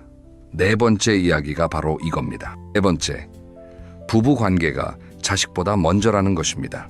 여러분 이런 말 들어보신 적 있으시죠? 자식은 손님이지만 배우자는 평생의 동업자다. 그런데 현실은 어떻습니까? 30년 넘게 같이 살면서 배우자한테 따뜻한 말 한마디 하기가 참 어렵습니다. 대화라고는 밥 먹었어. 어디가? 그냥. 이게 전부인 부부가 정말 많습니다. 재미있는 통계가 하나 있습니다. 황혼 이혼이 해마다 늘어나고 있습니다. 특히 60대 이후 이혼이 크게 늘었다고 합니다. 왜 그렇겠습니까? 자식 키울 때는 공통 목표가 있었습니다. 아이들 잘 키우자, 공부 잘 시키자, 좋은데 시집 보내고 장가 보내자. 이 공동 목표가 부부를 하나로 묶어줬습니다. 그런데 자식이 다 떠나고 나면 갑자기 둘만 남습니다. 서로 마주 보는데 할 말이 없습니다. 그때야 비로소 깨닫습니다. 아, 우리 부부 사이에 아무것도 남아있지 않구나. 제가 아는 부부 이야기를 해드리겠습니다. 결혼한 지 35년 된 부부였습니다. 남편은 평생 회사 다니면서 돈 벌었고 아내는 집에서 아이 셋을 키웠습니다. 막내까지 시집 보내고 나니까 집이 조용해졌습니다. 처음 며칠은 좋았습니다. 드디어 우리도 쉴 수 있구나. 그런데 일주일이 지나고 한 달이 지나니까 답답해지기 시작합니다. 남편은 매일 거실에서 텔레비전만 보고 아내는 부엌에서 혼자 밥하고 대화가 없습니다. 같은 집에 사는데 각방을 쓰는 것 같은 느낌. 아내가 먼저 이야기를 꺼냈습니다. 우리 이렇게 살면 안 되지 않아. 같이 뭐라도 하자. 그런데 남편이 뭐라고 했냐면 뭘 해, 이 나이에. 이 한마디에 아내가 얼마나 서운했겠습니까? 그때부터 부부 사이에 냉기가 돌기 시작했습니다. 서로 불만만 쌓이고 짜증만 늘어나고 급기야 이혼이라는 단어까지 나왔습니다. 그런데 다행히 이 부부는 여기서 멈추지 않았습니다. 아내의 친구 소개로 부부 상담을 받게 됐는데 상담사가 이런 과제를 내줬습니다. 일주일에 한 번 함께 밖에서 밥 먹기. 그것도 자식 이야기는 하지 말고 오직 둘만의 이야기를 하기. 처음에는 어색했습니다. 식당에 마주 앉았는데 진짜 할 말이 없었답니다. 그래서 상담사가 알려준 대로 서로에게 질문을 했습니다. 당신이 요즘 가장 하고 싶은 게 뭐야? 남편이 뜻밖의 대답을 했습니다. 사실 나 낚시 다시 하고 싶었어. 젊었을 때 좋아했는데 바빠서 못했거든. 아내가 놀랐습니다. 35년을 같이 살았는데 남편이 낚시를 좋아했다는 걸 그때 처음 알았다는 겁니다. 그만큼 서로에게 관심이 없었던 거예요. 그 뒤로 이 부부는 함께 낚시를 다니기 시작했습니다. 아내가 처음에는 벌레 만지기도 싫어했는데 남편이 신나서 물고기 잡는 모습을 보니까 기분이 좋아지더랍니다. 낚시터까지 가는 차 안에서 이런저런 이야기를 나누면서 대화도 늘었고요. 1년쯤 지나니까 이 부부 완전히 달라졌습니다. 자식들이 깜짝 놀랄 정도로. 여러분, 부부관계를 회복하는 건 거창한 게 아닙니다. 아침에 눈 뜨면 잘 잤어 한마디 하는 겁니다. 밥 먹으면서 이거 맛있다 한마디 하는 겁니다. 산책하자고 손 내미는 겁니다. 이렇게 작은 것부터 시작하면 됩니다. 특히 남성분들께 한 말씀 드리겠습니다. 많은 남자 어르신들이 퇴직하고 나면 집에서 갈 곳이 없어지십니다. 회사에서는 부장이었고 팀장이었는데 집에서는 그냥 거실 소파에 앉아있는 사람이 됩니다. 아내한테 밥 차려달라, 이거 해달라, 저거 해달라 하면서 아내를 힘들게 합니다. 이러면 안 됩니다. 집에서도 내 일은 내가 해야 합니다. 설거지도 해보고 빨래도 해보고 요리도 배워보세요. 아내가 놀랄 겁니다. 우리 남편이 왜 이러지 하면서도 속으로는 기뻐할 겁니다. 그리고 가끔은 고맙다고 말씀하세요. 여보, 고생 많았어. 이 한마디가 30년치 꽃다발보다 낫습니다. 여성분들께도 한 말씀 드립니다. 남편이 퇴직하고 집에 하루 종일 있으면 답답하실 수 있습니다. 내 공간에 갑자기 큰 사람이 들어와서 이것저것 간섭하는 것 같은 느낌 이해합니다. 하지만 남편도 지금 혼란스러운 겁니다. 평생 회사에서 역할이 있었는데 갑자기 아무 역할도 없어졌으니까요. 좀 기다려주세요. 그리고 같이 할 수 있는 걸 찾아보세요. 부부가 함께 성장하면 그 어떤 관계보다 단단해집니다. 자식은 손님이지만 배우자는 평생의 동반자입니다. 자식이 떠난 자리를 배우자로 채우세요. 그러면 외롭지 않습니다. 빈집에 둘이 앉아 있어도 옆에 사람이 있다는 게 얼마나 큰 위로인지 모릅니다. 자, 그러면 이제 마지막 5번째 이야기입니다. 이 5번째가 오늘 전체 내용의 핵심이자 결론입니다. 여기까지 들으신 여러분께 꼭 드리고 싶은 이야기입니다. 6번째, 나를 위한 삶을 시작하라. 지금이 가장 빠르다. 여러분, 인생을 한번 돌아보겠습니다. 20대에는 취직하느라 바빴습니다. 30대에는 결혼하고 집 마련하느라 정신이 없었습니다. 40대에는 자식 키우고 교육시키느라 죽어라 뛰었습니다. 50대에는 자식 결혼시키고 노후 걱정하느라 한숨만 나왔습니다. 돌아보면 나를 위해 산 시간이 얼마나 될까요? 거의 없습니다. 항상 누군가를 위해 살았습니다. 부모를 위해, 자식을 위해, 가족을 위해. 그런데 이제 60이 넘었습니다. 자식도 다 컸고 은퇴도 했거나 곧 할 겁니다. 드디어 나를 위해 살 수 있는 시간이 온 겁니다. 그런데 많은 분들이 이때 이런 말씀을 하십니다. 이 나이에 뭘 해? 다 늙었는데 이제 와서 뭘 시작해? 이 말이 가장 위험합니다. 이 나이에 뭘 해? 이 한마디가 남은 인생 전체를 잡아먹습니다. 이 말 대신 이 나이에도 할 수 있는 게 이렇게 많아라고 바꿔보세요. 인생이 달라집니다. 실제 사례를 몇 가지 말씀드리겠습니다. 첫 번째 사례. 63세에 수영을 시작한 어머니가 계십니다. 평생 물을 무서워하셨던 분이에요. 수영장 근처도 안 가셨습니다. 그런데 무릎이 안 좋아지면서 의사가 수영을 권했습니다. 처음에 물에 들어갔을 때 무서워서 강사팔을 놓지 못했답니다. 그런데 석 달이 지나니까 자유형을 하시더랍니다. 6개월이 지나니까 어르신 수영 대회에 나가셨습니다. 1년이 지나니까 매일 아침 수영장 가는 게 하루 중 가장 행복한 시간이 되셨습니다. 그 어머니가 이런 말씀을 하셨어요. 물속에 들어가면 세상이 조용해져요. 그 조용함 속에서 나를 만나는 느낌이에요. 60년 넘게 살면서 처음으로 나를 위한 시간을 갖는 거예요. 이 말씀이 정말 가슴에 와닿았습니다. 두 번째 사례. 71세의 그림을 시작한 아버지입니다. 평생 공장에서 기계를 다루시던 분이에요. 손이 거칠고 투박해서 붓을 잡는 게 어색하셨답니다. 그런데 동네 문화센터에서 수채화 교실이 열렸는데 시간이 남으니까 한번 가보자 하고 등록하셨습니다. 처음에는 색칠하는 것도 힘들었는데 선생님이 잘 가르쳐 주셔서 조금씩 재미를 느끼기 시작했습니다. 2년쯤 지나니까 이 아버지 그림이 동네 전시회에 걸렸습니다.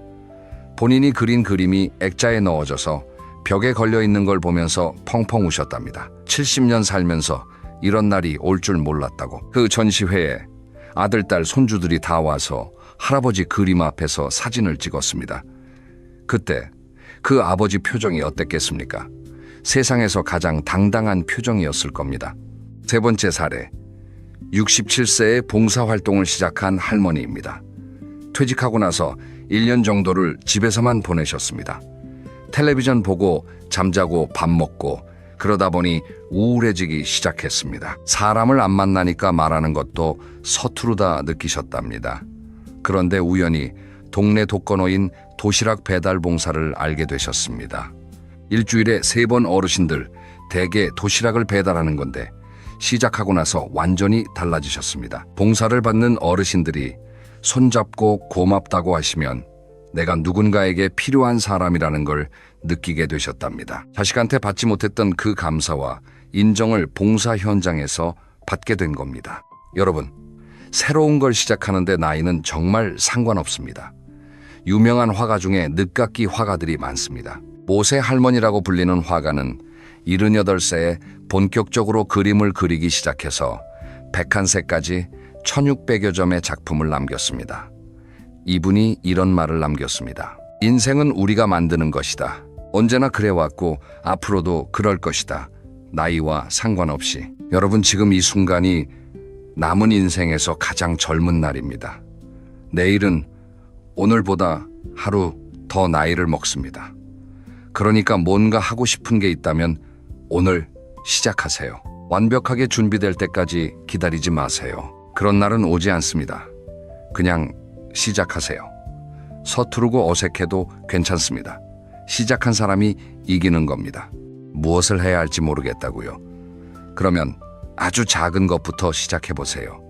매일 아침 30분 산책하기, 이것만으로도 충분합니다. 걸으면서 하늘도 보고 나무도 보고 바람도 느끼고 그러다 보면 마음이 열립니다. 마음이 열리면 하고 싶은 게 보이기 시작합니다. 글을 쓰고 싶어질 수도 있고 노래를 부르고 싶어질 수도 있고 어딘가 여행을 가고 싶어질 수도 있습니다. 중요한 건 남을 위한 삶에서 나를 위한 삶으로 방향을 바꾸는 겁니다. 평생 누군가를 위해 달려왔으니 이제는 나를 위해 달릴 차례입니다. 이기적인 게 아닙니다. 나를 먼저 채워야 남도 채울 수 있습니다. 물이 비어있는 주전자로는 차를 따를 수 없는 것처럼 나를 먼저 가득 채우셔야 합니다. 자, 이제 오늘 이야기를 마무리할 시간입니다. 오늘 5가지 이야기를 해드렸습니다. 다시 한번 정리해드리겠습니다. 첫째, 자식은 내 소유가 아니라 잠시 머물다 가는 손님입니다. 붙잡지 말고 감사하게 보내세요. 둘째, 기대를 내려놓으면 관계가 살아납니다. 보상을 바라는 건 사랑이 아니라 거래입니다. 셋째, 자식 앞에서 당당한 부모가 되세요. 건강을 지키고 경제적 독립을 유지하고 나만의 세계를 만드세요. 넷째, 부부 관계가 자식보다 먼저입니다. 자식이 떠난 자리를 배우자와 함께 채우세요. 다섯째, 나를 위한 삶을 시작하세요.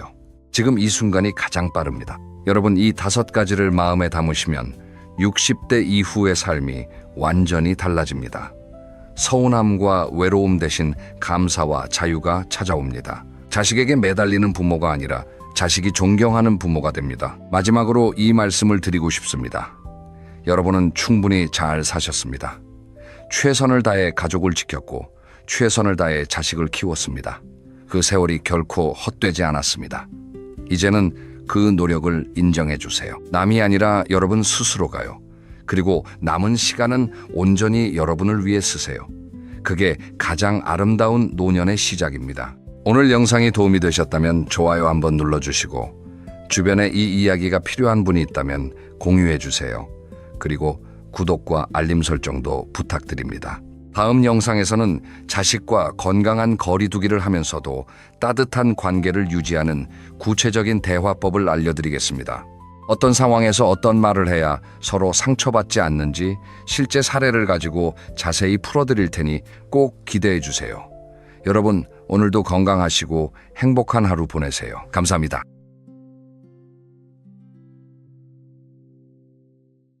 여러분, 혹시 이런 경험 있으신가요? 식당에 갔는데 젊은 직원이 주문을 받으러 옵니다. 그런데 말투가 좀 다릅니다. 옆 테이블 젊은 손님한테는 고객님, 뭐 드릴까요? 하더니 나한테는 뭐 먹을 거예요? 하고 반말을 합니다. 그 순간 가슴이 뜨끔합니다. 아, 내가 이렇게 보이는구나. 병원 대기실에서도 그렇습니다. 접수대 직원이 젊은 사람한테는 친절하게 설명해 주더니 내 차례가 되니까 대충 설명하고 다음 하면서 넘깁니다. 마트 계산대에서도 느낍니다. 내가 카드를 좀 느리게 꺼내면 뒤에서 한숨 소리가 들립니다. 그 한숨, 한 번에 내가 이렇게 작아지는구나 싶습니다. 자식 모임 자리에도 가면 느끼는 게 있습니다. 명절에 온 가족이 모였는데 젊은 사람들끼리 이야기하다가 내가 한마디 하면 분위기가 잠깐 멈춥니다.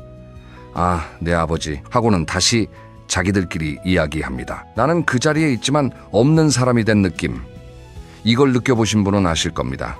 그게 얼마나 쓸쓸한 건지. 그런데 여러분, 신기한 게 있습니다. 같은 나이인데도 어디를 가든 대접받는 사람이 있습니다. 식당에서도 사장님이 먼저 인사하고 병원에서도 직원이 친절하게 대하고 자식 모임에서도 모두가 그 사람 이야기에 귀를 기울입니다. 도대체 이 차이가 뭘까요? 오늘 이걸 낱낱이 알려드리겠습니다. 이 5가지를 알고 나면 여러분도 어디서든 당당하게 대접받으실 수 있습니다. 자, 첫 번째 이야기부터 시작하겠습니다. 첫 번째, 무시당하는 진짜 이유는 나이가 아니라는 겁니다. 많은 분들이 이렇게 생각하십니다.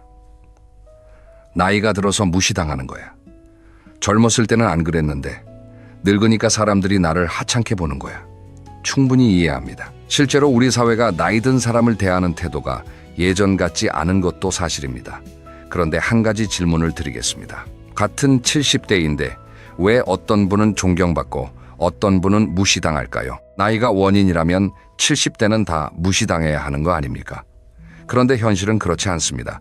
같은 나이인데도 완전히 다른 대우를 받는 사람들이 있습니다. 제가 아는 두 분의 이야기를 해드리겠습니다. 두 분 다 72세이고 같은 동네에 사십니다. 한 분을 김어르신이라 하고 다른 분을 박어르신이라 하겠습니다. 김어르신은 매일 아침 같은 추리닝을 입고 동네 슈퍼에 가십니다. 머리는 며칠째 감지 않은 것 같고 구부정한 자세로 터벅터벅 걸어가십니다. 슈퍼에 들어가면 주인한테 야, 소주 하나 줘 하고 말씀하십니다. 슈퍼 주인은 네, 여기요 하면서 대충 소주를 건넵니다. 눈도 잘 안 마주칩니다. 박어르신은 같은 슈퍼에 가시는데 좀 다릅니다. 깔끔한 셔츠에 단정한 바지를 입고 허리를 꼿꼿이 세우고 걸어가십니다. 슈퍼에 들어가면 사장님 오늘 날씨가 좋네요 하고 인사를 먼저 하십니다. 슈퍼 주인이 어떻게 대하겠습니까? 아이고 어르신 어서 오세요 하면서 반갑게 맞이합니다. 같은 72세입니다. 같은 동네, 같은 슈퍼입니다. 그런데 대우가 완전히 다릅니다. 이 차이가 나이에서 오는 걸까요? 아닙니다. 나이가 아니라 태도에서 오는 겁니다. 여기서 좀 불편한 이야기를 하나 하겠습니다. 솔직히 우리가 나이 들면서 자기도 모르게 포기하는 것들이 있습니다. 첫째, 외모를 포기합니다. 이 나이에 꾸며서 뭐 하나 싶어서 아무거나 입고 나갑니다. 둘째, 말투가 변합니다. 젊었을 때는 상대방 기분을 살폈는데 나이 들면서 거칠어집니다. 내가 어른인데 하는 마음에 반말이 늘고 명령조가 됩니다. 셋째, 세상과 단절됩니다. 새로운 것에 관심을 끊고 옛날 방식만 고집합니다. 스마트폰도 안 배우려 하고 새로운 사람도 안 만나려 합니다. 이 세 가지가 쌓이면 어떻게 되겠습니까? 주변 사람들이 슬슬 거리를 두기 시작합니다. 그게 무시의 시작입니다. 나이가 들어서 무시당하는 게 아니라 나이 들면서 변한 태도가 무시를 부르는 겁니다. 그런데 여기서 중요한 건 이겁니다. 원인이 나이라면 우리가 할 수 있는 게 없습니다. 시간을 되돌릴 수는 없으니까요. 하지만 원인이 태도라면 바꿀 수 있습니다. 오늘부터라도 바꿀 수 있습니다. 이게 오늘 이야기의 핵심입니다. 바꿀 수 있다는 겁니다. 그러면 구체적으로 뭘 바꿔야 하는지 두 번째 이야기로 넘어가겠습니다. 이 두 번째가 의외로 가장 효과가 빠른 방법입니다. 두 번째, 말 한마디가 격을 만든다는 겁니다. 여러분 주변에 만나면 기분 좋은 어르신이 있으시죠? 반대로 만나면 피하고 싶은 어르신도 있으시죠? 이 차이가 어디서 올까요? 대부분 말투에서 옵니다. 무시당하는 어르신들의 말투에는 공통점이 있습니다. 제가 세 가지만 말씀드리겠습니다. 첫째, 자기 자랑이 많습니다. 나 젊었을 때 말이야. 내가 부장이었을 때는 말이야. 우리 아들이 어디 다니는데. 처음 한두 번은 들어줍니다. 그런데 만날 때마다 같은 이야기를 반복하면 사람들이 슬슬 피하기 시작합니다. 또 그 이야기구나 하면서요. 둘째, 옛날 이야기만 합니다. 우리 때는 안 그랬어. 요즘 젊은 것들은 버릇이 없어. 세상이 왜 이렇게 변했는지 모르겠어. 이런 이야기를 들으면 젊은 사람들이 어떤 생각이 들겠습니까? 꼰대구나. 이 한마디로 정리해버립니다. 안타깝지만 현실입니다. 셋째, 불평불만이 많습니다. 여기가 아프고 저기가 아프고 세상이 불공평하고 자식이 불효하고 아픈 건 사실이고 힘든 것도 사실입니다. 하지만 만날 때마다 힘든 이야기만 하면 상대방도 지칩니다. 처음에는 안 됐다고 공감해 주다가 나중에는 그 사람 만나면 나까지 우울해져 하면서 피하게 됩니다. 반대로 어디서든 환영받는 어르신들은 어떤가요? 이분들의 말투에도 공통점이 있습니다. 첫째, 상대방 이야기를 잘 들어줍니다. 자기 말을 하기보다 상대방한테 요즘 어떻게 지내? 무슨 재미있는 일 있어? 하고 물어봅니다.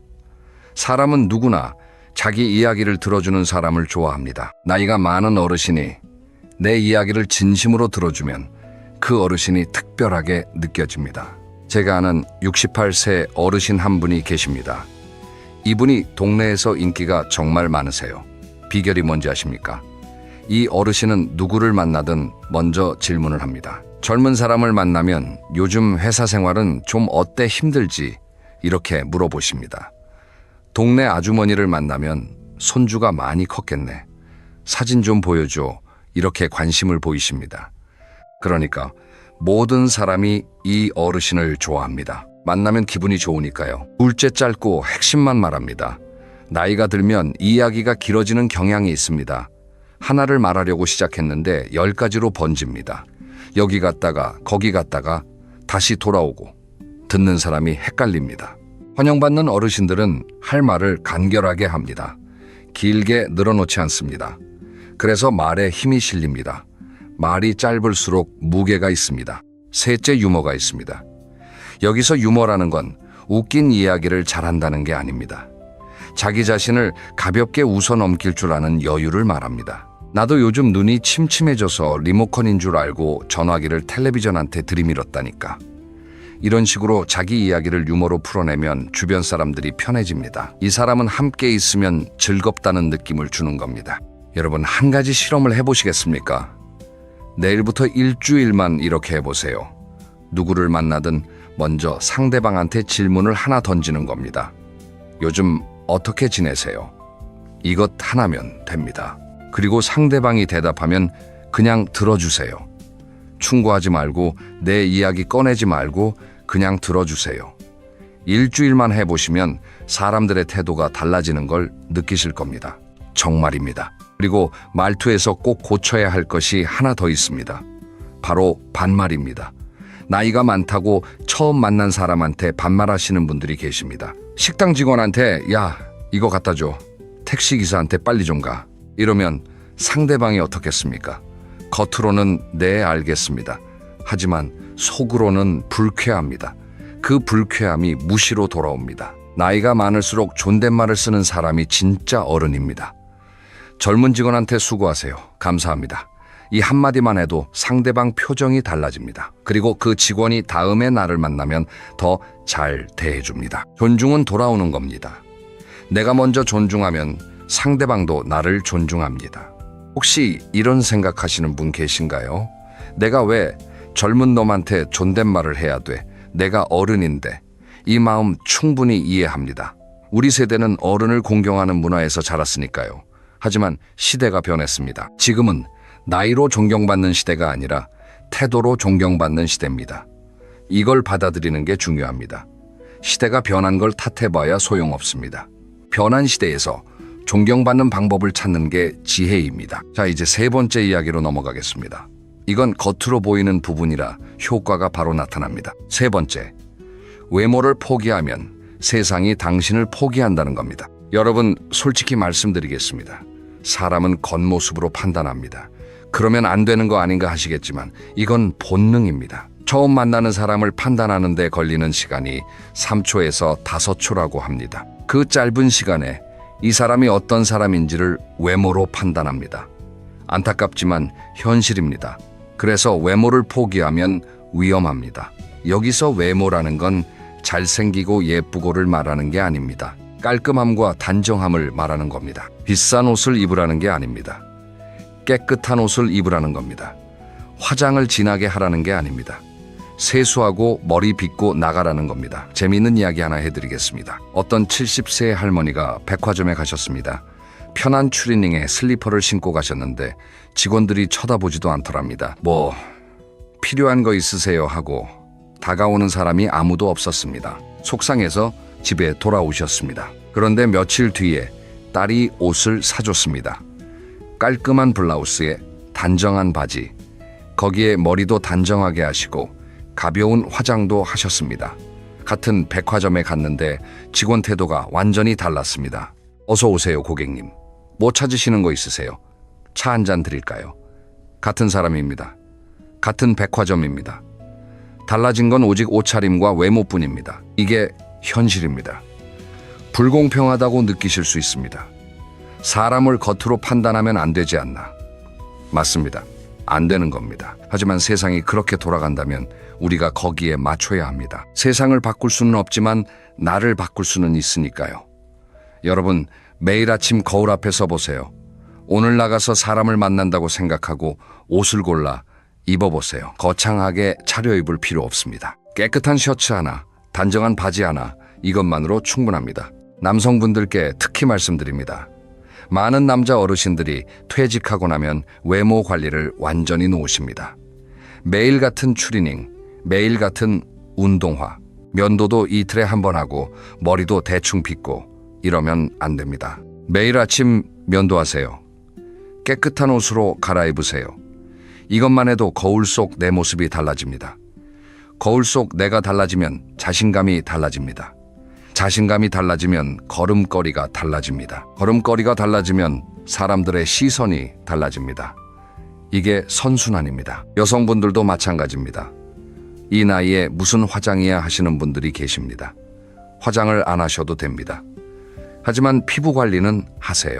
세수하고 기초 화장품 바르는 것, 이것만으로도 피부가 달라집니다. 그리고 머리, 헝클어진 머리로 나가는 것과 단정하게 빗고 나가는 것, 이 차이가 엄청납니다. 미용실에 한 달에 한 번만 가셔도 됩니다. 그 한 번이 한 달 내내 자신감을 줍니다. 그리고 자세 이야기를 안 할 수가 없습니다. 나이 들면 자연스럽게 등이 굽어집니다. 이건 어쩔 수 없는 부분도 있습니다. 하지만 의식적으로 허리를 펴려고 노력하시면 확실히 달라집니다. 허리를 곧게 세우고 걸으면 같은 사람인데도 10년은 젊어 보입니다. 그리고 무엇보다 당당해 보입니다. 구부정하게 걸으면 기운이 없어 보이고 세상에 지친 사람처럼 보입니다. 허리를 펴고 걸으면 활력이 넘쳐 보이고 자신감 있는 사람으로 보입니다. 제가 아는 어르신 한 분이 이런 말씀을 하셨습니다. 옷을 차려입고 나가면 세상이 나한테 다르게 대하는 게 아니라 내가 세상을 다르게 대하게 된다고. 자신감이 생기니까 내가 먼저 당당해지고 내가 당당하니까 상대방도 나를 당당한 사람으로 대한다고. 정말 맞는 말입니다. 자, 여기까지가 세 번째 이야기였습니다. 그런데 여기서 많은 분들이 이런 질문을 하십니다. 결국 돈이 있어야 옷도 사입고 관리도 하는 거 아닌가? 돈이 없으면 어쩔 수 없는 거 아닌가? 바로 이 이야기가 네 번째입니다. 돈보다 강력한 무기가 있다는 겁니다.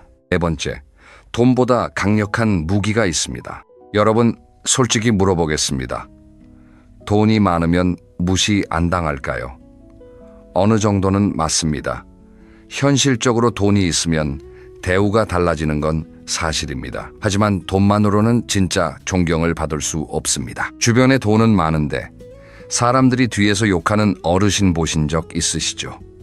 돈으로 대접을 사는 거지 존경을 사는 게 아닙니다. 돈이 떨어지면 사람도 떨어집니다. 그런 관계는 진짜가 아닙니다. 그러면 돈보다 강력한 게 뭘까요? 바로 쓸모입니다. 내가 누군가에게 쓸모 있는 사람이 되는 것. 이게 나이에 상관없이 존중받는 가장 확실한 방법입니다. 쓸모라는 말이 좀 차갑게 들리실 수 있습니다. 하지만 현실입니다. 사람은 자기에게 도움이 되는 사람을 함부로 대하지 않습니다. 이건 나이와 상관없는 인간의 본성입니다. 제가 아는 73 새 할아버지 이야기를 해드리겠습니다. 이 할아버지는 특별한 재산이 없으십니다. 작은 아파트에 사시고 국민연금으로 생활하십니다. 그런데 이 할아버지가 동네에서 정말 대접을 받으십니다. 이유가 뭐냐면 스마트폰을 기가 막히게 잘 다루십니다. 처음에는 본인도 스마트폰이 어려우셨답니다. 그런데 3년 전에 복지관에서 스마트폰 교육을 받으셨는데 재미가 붙어서 혼자 계속 공부하신 겁니다. 유튜브 보는 법, 카카오톡에서 사진 보내는 법, 은행 앱으로 송금하는 법, 택시 앱으로 택시 부르는 법, 이런 걸 줄줄이 배우셨습니다. 그랬더니 동네 어르신들이 하나둘 찾아오기 시작했습니다. 김형, 나 이거 어떻게 하는 거야? 카톡에서 사진이 안 보내져. 은행 앱이 안 열려. 이 할아버지가 하나하나 알려주시니까 동네에서 인기가 하늘을 찌릅니다. 모임에 가면 제일 먼저 자리를 만들어주고 식사 자리에서도 상석에 앉으십니다. 돈이 많아서가 아닙니다. 쓸모가 있으니까 대접받는 겁니다. 또 다른 사례도 있습니다. 65 새 할머니인데 요리를 잘하십니다. 특별한 건 아니고 김치찌개, 된장찌개 이런 집밥을 아주 맛있게 하십니다. 이 할머니가 동네 젊은 엄마들한테 요리를 가르쳐주기 시작했습니다. 요리 교실 같은 거창한 게 아니라 그냥 집에서 같이 해보는 겁니다. 오늘은 김치찌개 끓여볼까? 된장은 이렇게 풀어야 맛있어. 이런 식으로요. 젊은 엄마들이 이 할머니를 어떻게 대하겠습니까? 어머님, 오늘도 감사해요 하면서 과일도 사오고 안마기도 선물하고. 이 할머니가 아프시면 누가 먼저 병원에 데려가겠다고 합니다. 왜요? 이 할머니가 자기한테 쓸모 있는 사람이니까, 고마운 사람이니까. 여러분, 쓸모라는 건 거창한 게 아닙니다. 작은 것 하나면 됩니다. 내가 잘하는 게 하나만 있으면 됩니다. 텃밭 농사를 잘 지으시면 이웃한테 채소 나눠주시면 됩니다. 바느질을 잘하시면 동네 수선을 도와주시면 됩니다. 예시 이야기를 잘 아시면 동네 아이들한테 이야기를 들려주시면 됩니다. 중요한 건 내가 가진 것을 나누는 겁니다. 나누는 순간 나는 쓸모 있는 사람이 됩니다. 쓸모 있는 사람을 무시하는 사람은 없습니다. 여기서 한 가지 더 말씀드리겠습니다. 새로운 쓸모를 만드는 것도 좋습니다. 지금 특별히 잘하는 게 없다고요. 그러면 하나 배우시면 됩니다. 나이 들어서 뭘 배우냐고요. 아까 말씀드린 73 새 할아버지도 70세의 스마트폰을 배우셨습니다. 늦은 게 아닙니다. 요즘 무료로 배울 수 있는 게 정말 많습니다. 주민센터에서도 가르쳐주고 복지관에서도 가르쳐주고 도서관에서도 가르쳐줍니다. 컴퓨터도 배울 수 있고 스마트폰도 배울 수 있고 요리도 배울 수 있고 악기도 배울 수 있습니다. 하나를 배우면 그게 나의 무기가 됩니다. 그 무기가 나를 쓸모 있는 사람으로 만들어줍니다. 돈은 쓰면 줄어들지만 쓸모는 쓸수록 늘어납니다. 남을 도우면 도울수록 내 가치가 올라갑니다. 이게 돈보다 강력한 이유입니다. 돈은 빌려주면 관계가 어색해지지만 쓸모는 나눌수록 관계가 깊어집니다. 자, 여기까지 네 번째 이야기를 마치겠습니다. 이제 마지막 다섯 번째 이야기입니다. 이 다섯 번째가 오늘 전체 내용의 핵심입니다. 앞에 네 가지를 다 합쳐도 이 다섯 번째가 없으면 소용없습니다. 다섯 번째, 스스로 무시하지 않으면 아무도 무시하지 못한다는 겁니다.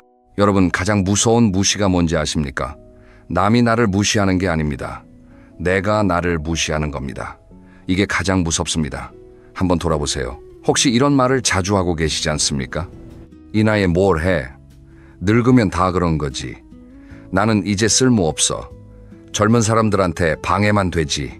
이런 말. 이 말들이 입에서 자주 나오신다면 지금 가장 나를 무시하는 사람은 바로 나 자신입니다. 이런 자기 비하의 말이 얼마나 무서운지 아십니까? 이 말들이 쌓이면 진짜로 그렇게 됩니다. 내가 나를 쓸모없다고 하면 진짜 쓸모없는 사람이 됩니다. 내가 나를 늙었다고 하면 진짜 늙은이가 됩니다. 말이 시가 된다는 옛말이 과학적으로도 맞습니다. 우리 뇌는 자기가 하는 말을 사실로 받아들입니다. 내가 나한테 하는 말이 내 인생을 만듭니다. 반대로 생각해 보세요. 내가 나를 존중하면 어떻게 될까요? 나는 소중한 사람이야. 나는 충분히 가치가 있어. 나는 아직 할 수 있는 게 많아. 이렇게 스스로한테 말하면 태도가 달라집니다. 눈빛이 달라지고 걸음걸이가 달라지고 목소리가 달라집니다. 그 달라진 나를 보고 세상도 다르게 대합니다. 제가 인상 깊게 들은 이야기가 있습니다. 69세 아버지 한 분인데 평생 택시 운전을 하신 분입니다. 특별한 학벌도 없고 재산도 많지 않습니다. 그런데 이 아버지를 만나면 누구나 느끼는 게 있습니다. 이 사람은 당당하다. 비결이 뭐냐고 물었더니 이런 말씀을 하셨습니다. 나는 매일 아침 거울을 보면서 이렇게 말해. 오늘도 건강하게 일어났으니 감사하자. 오늘 하루도 내가 주인이다. 이 두 마디를 30년 넘게 매일 하셨답니다. 처음에는 그냥 해봤는데 나중에는 진짜 그렇게 느껴지기 시작했다고 합니다. 이 아버지가 택시를 모실 때 손님들이 느끼는 게 있었답니다.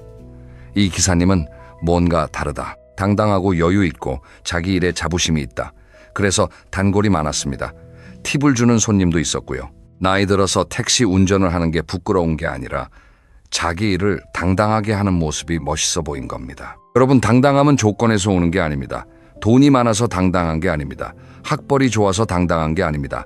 자식이 잘 돼서 당당한 게 아닙니다. 내가 나를 인정할 때 당당함이 나옵니다. 내 인생을 부끄러워하지 않을 때 당당함이 나옵니다.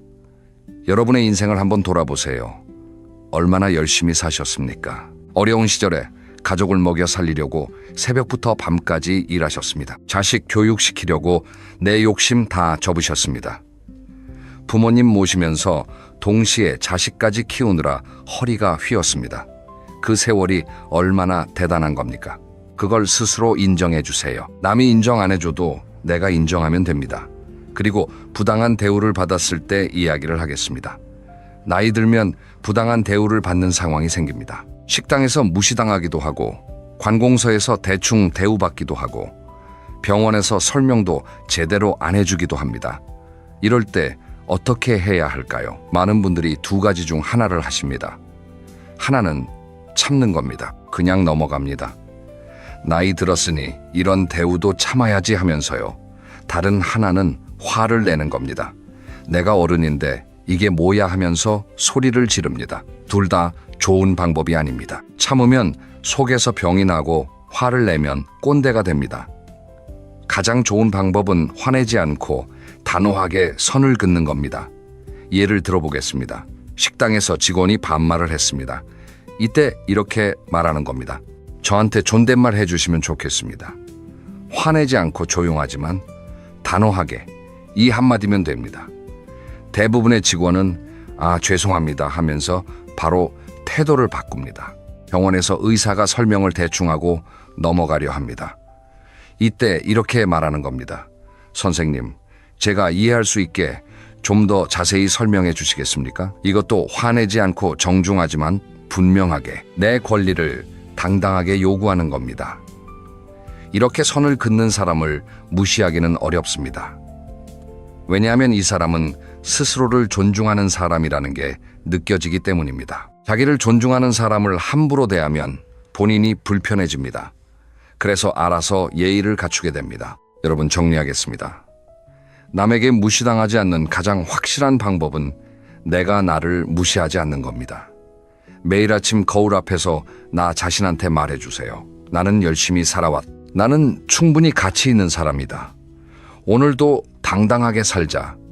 이 세 마디가 하루를 바꿉니다. 하루가 바뀌면 일주일이 바뀌고, 일주일이 바뀌면 한 달이 바뀌고, 한 달이 바뀌면 인생이 바뀝니다. 자, 이제 오늘 이야기를 마무리하겠습니다. 오늘 5가지 이야기를 해드렸습니다. 하나하나 다시 정리해드리겠습니다. 첫째, 무시당하는 진짜 이유는 나이가 아니라 태도입니다. 태도를 바꾸면 대우가 달라집니다. 둘째, 말 한마디가 격을 만듭니다. 상대방 이야기를 들어주고 짧게 말하고 유머를 갖추세요. 그리고 나이가 많을수록 존댓말을 쓰는 사람이 진짜 어른입니다. 셋째, 외모를 포기하지 마세요. 비싼 옷이 아니라 깔끔함과 단정함이 당신의 격을 보여줍니다. 넷째, 돈보다 강력한 무기는 쓸모입니다. 작은 것 하나라도 남에게 도움이 되는 사람이 되면 어디서든 대접받습니다. 다섯째, 스스로를 무시하지 마세요. 내가 나를 존중하면 세상도 나를 존중합니다. 이게 가장 중요한 핵심입니다. 여러분, 내일 아침부터 바로 실천할 수 있는 3가지를 알려드리겠습니다. 하나, 아침에 일어나면 거울 앞에 서서 나는 오늘도 당당하게 산다고 말해주세요. 둘, 깨끗한 옷으로 갈아입고 허리를 펴고 나가세요. 셋, 만나는 사람한테 먼저 인사하고 상대방 이야기를 들어주세요. 이 3가지만 매일 하시면 한 달 뒤에 주변 사람들의 태도가 달라지는 걸 느끼실 겁니다. 그리고 무엇보다 내가 달라지는 걸 느끼실 겁니다. 여러분, 나이 드는 건 부끄러운 일이 아닙니다. 오래 살았다는 건 그만큼 많은 경험을 했다는 뜻이고 그만큼 많은 것을 견뎌냈다는 뜻입니다. 그게 얼마나 대단한 겁니까? 20대, 30대가 아무리 똑똑해도 우리만큼의 경험은 없습니다. 그 경험이 우리의 자산입니다. 그걸 자랑스러워하세요. 다만 그 자산을 제대로 포장해야 합니다. 아무리 좋은 보석도 먼지 묻은 채로 놓아두면 아무도 알아보지 못합니다. 닦고 빛내야 보석의 가치가 드러납니다. 우리도 마찬가지입니다. 태도를 가다듬고 말투를 다듬고 외모를 정리하고 쓸모를 키우고 무엇보다 나를 존중하세요. 그러면 세상이 여러분의 가치를 알아봅니다. 오늘 영상이 도움이 되셨다면 좋아요 한번 눌러주시고 주변에 이 이야기가 필요한 분이 있다면 공유해주세요. 구독과 알림 설정도 부탁드립니다. 다음 영상에서는 나이 들수록 사람이 모이는 말투의 비밀을 알려드리겠습니다. 어떤 말을 하면 사람이 가까이 오고 어떤 말을 하면 사람이 떠나는지 구체적인 사례를 가지고 자세히 풀어드릴 테니 꼭 기대해주세요. 여러분, 오늘도 허리 펴고 당당하게 사세요. 여러분은 그럴 자격이 충분한 분들입니다. 감사합니다.